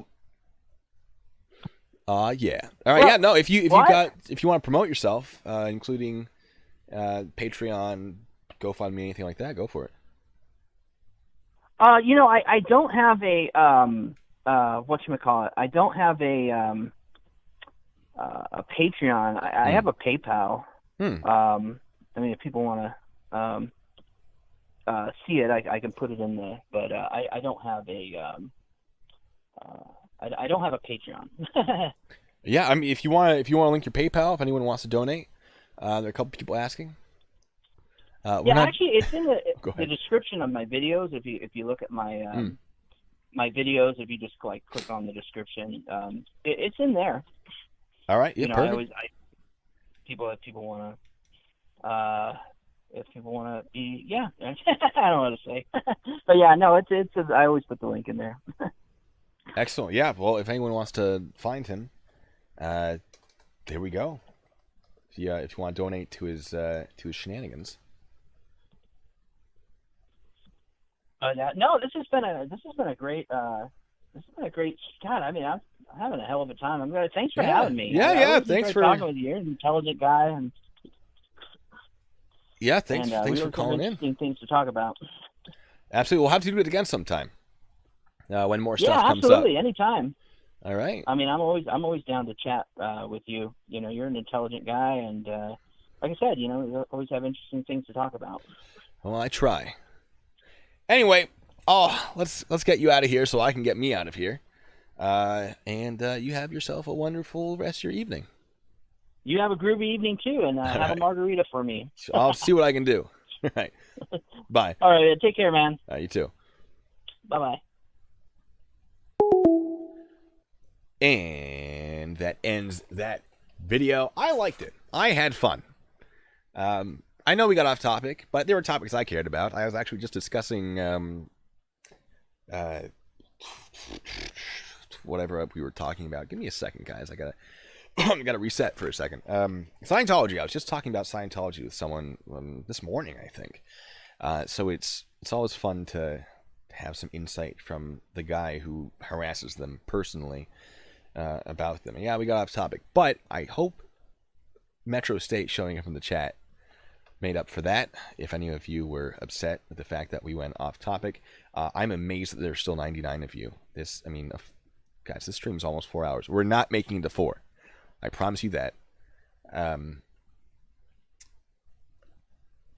Maybe. We'll save that for a different stream.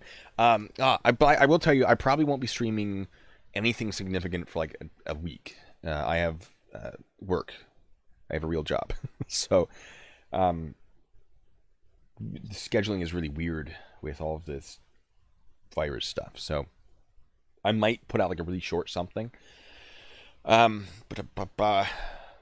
yeah, if you guys, I mean, speaking of Patreon, I'm going to shamelessly self-promote here. Feel free not to get involved in it at all. I have my Patreon there.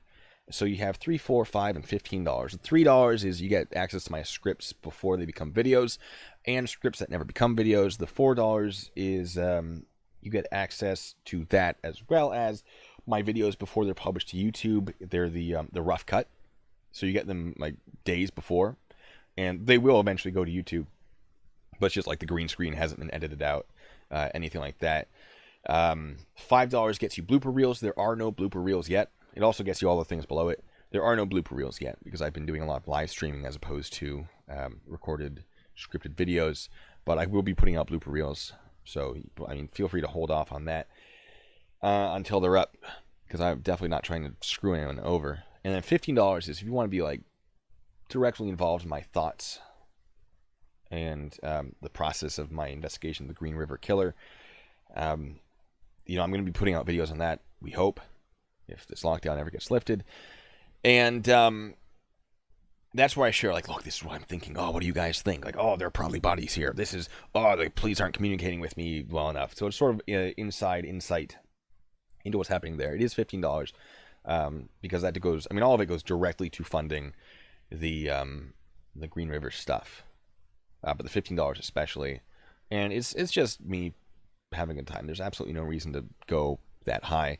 One of you did $8, which I appreciate, but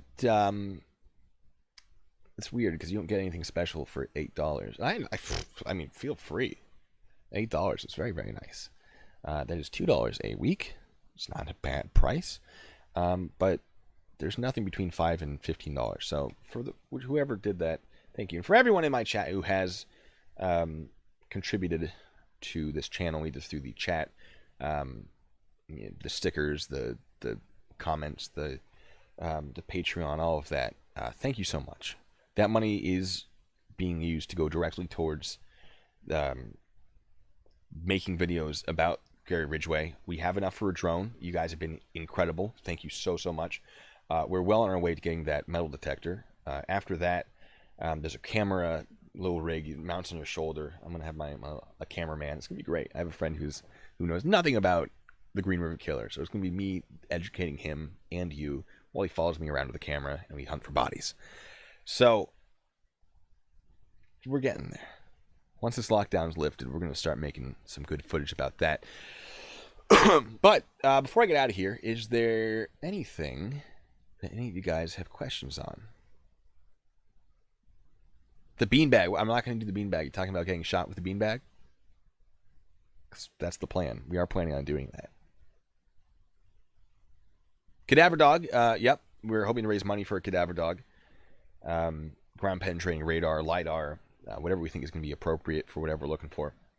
We're going to start small. We're going to start with metal detectors and see, how we think is the best way to approach. Radio ditch, I will. Not tonight, because I got stuff I need to do. I definitely do want to do the panel discussion at some point. I'm excited for that. If that was real, if that was a real request, absolutely. Legal advice that I give out for these videos, just remember, guys, that what I'm saying should not be considered legitimate legal advice. And I say that basically to protect myself, not because it's wrong necessarily, but what if it is, and then someone uses it and then blames me and I'm part of a civil suit. So just be advised, none of this is supposed to be considered actual legal advice. But I do encourage you to use this information to do your own research, as always, because everything I talk about, there's a lot more that has not been talked about. Just in the interest of time, I cannot talk about every single aspect of it and every counter to it and every piece of case law. But it should be a good platform to build your own knowledge from, hopefully. Volunteer search and rescue dogs would be, that's a good idea. Yeah. And maybe if we have a lot of fun searching for bodies, we might invite you guys to come and help us out, because there's going to be a lot of area to cover. So it might be a good time.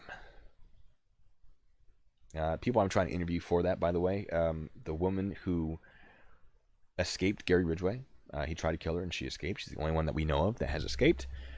She is still alive. She's still in the area, and I found her. I'm going to reach out to her when we're a little closer to lifting this whole stay-at-home order and see if she's willing to talk. A couple of the investigators in the case are still in the area. There is a professor in one of the local colleges who wrote a book on Gary Ridgway that I have reached out to. He has not reached back, so I'll reach out to him again. So I'm hoping to do interviews. And there's this great documentary about Gary Ridgway that just came out. And it's going to be a lot better than mine. But mine's going to be, I think, a little more friendly, a little more personal, a little more like, hey, come along. Let's try to find these people. We will see. We will see what happens. I can't promise there'll be interviews. I will promise you that we will be filming his house that he lived in and killed women in and discussing it. And I will try to talk to the people inside, but I can't promise they'll allow it. A lot of promises I can't make, but I don't know. I've got a lot of interesting stuff that I plan to do with that. Ridgway was a veteran. He was in the Navy. He served in Vietnam, yes. That's where he learned to hate prostitutes. Yes, I should recruit 4chan. Okay, maybe not 4chan. As they say, and this is what they say, not what I say, weaponized autism. That is a direct quote. That is not my personal opinion on either them or autism. But some of the things that they managed to do are absolutely incredible. You brute force. You get enough people together, put their brains together, you can do some amazing things. For those of you who have not seen the documentary on Netflix, Don't F with Cats, it gives you a really great idea of what a group of people coming together to investigate crime can do. On my Discord, again, we bring up topics all the time about it. So, yeah. And then once I'm doing that, we're going to have videos where I get less lethal devices used on me. And that's going to be a good time. I'm not looking forward to that. We're not going to 4 hours. We should do Armor tonight. Or whatever. I'm going to get off the stream. I was going to record some audio for the Metro State musical. That's a thing, people. I've already recorded it. I have to re-record it because I just did a temporary recording to see if it would work. It's gonna be great. It's gonna be so good. I'm not gonna tell you guys too much. I gotta keep it a little secret until we're closer to release. But there will. Yeah, I'm 3 minutes and 59 seconds. We'll see. Probably not. I'm probably gonna go a little earlier than that. Unless anyone else has any pressing questions. Boom. I don't know how long I can play video games with you guys. I'm thinking about starting a Twitch channel. I'm definitely very serious about starting a Twitch channel and just playing video games there. I don't want to mix that with this channel necessarily directly. Because I don't want to like muddy the content, if that makes sense. I've never streamed my games, but I'm gonna try that out. Anyway, I'm gonna get out of here. You guys have a minute to ask me any other questions and distract me from leaving. And if you want to play video games with us, hit up a Discord. I just put the link there. That's good for 24 hours, and it'll be a good time.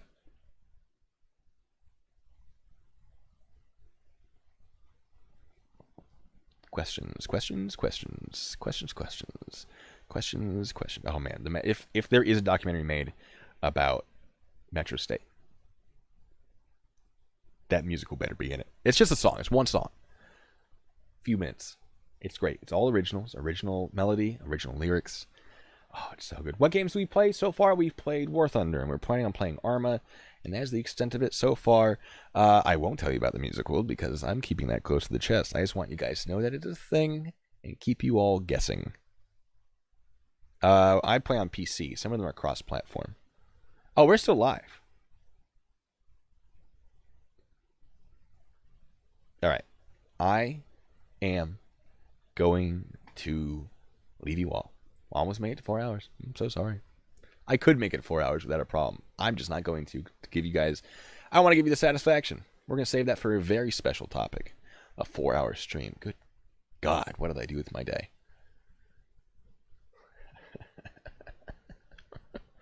All right. No, we're not making it 3:59:59. I'm not putting myself at that risk. I'm doing it. I'm leaving right now. So, here it is. Here we go. Oh, my camera's all blurry. It's not even the camera. That's just the quality of the video. Oh, no, I'm just excited to be away from all of you. I'm just kidding. I am bleeding that clock. I'm going to do it now. All right. Until the next time, be good and stay safe. Radio Ditch, what's your question real quick? You have 10 seconds. He's just stalling for time.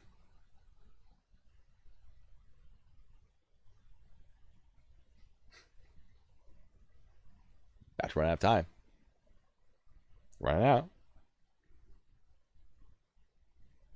Oh, you guys are killing me.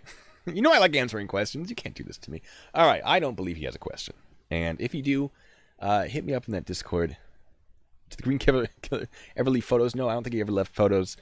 He did take their jewelry and sometimes their clothing, but not always.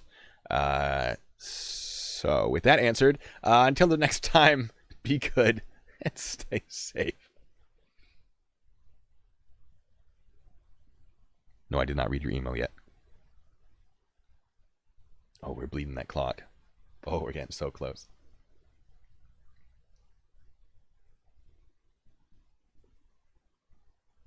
All right.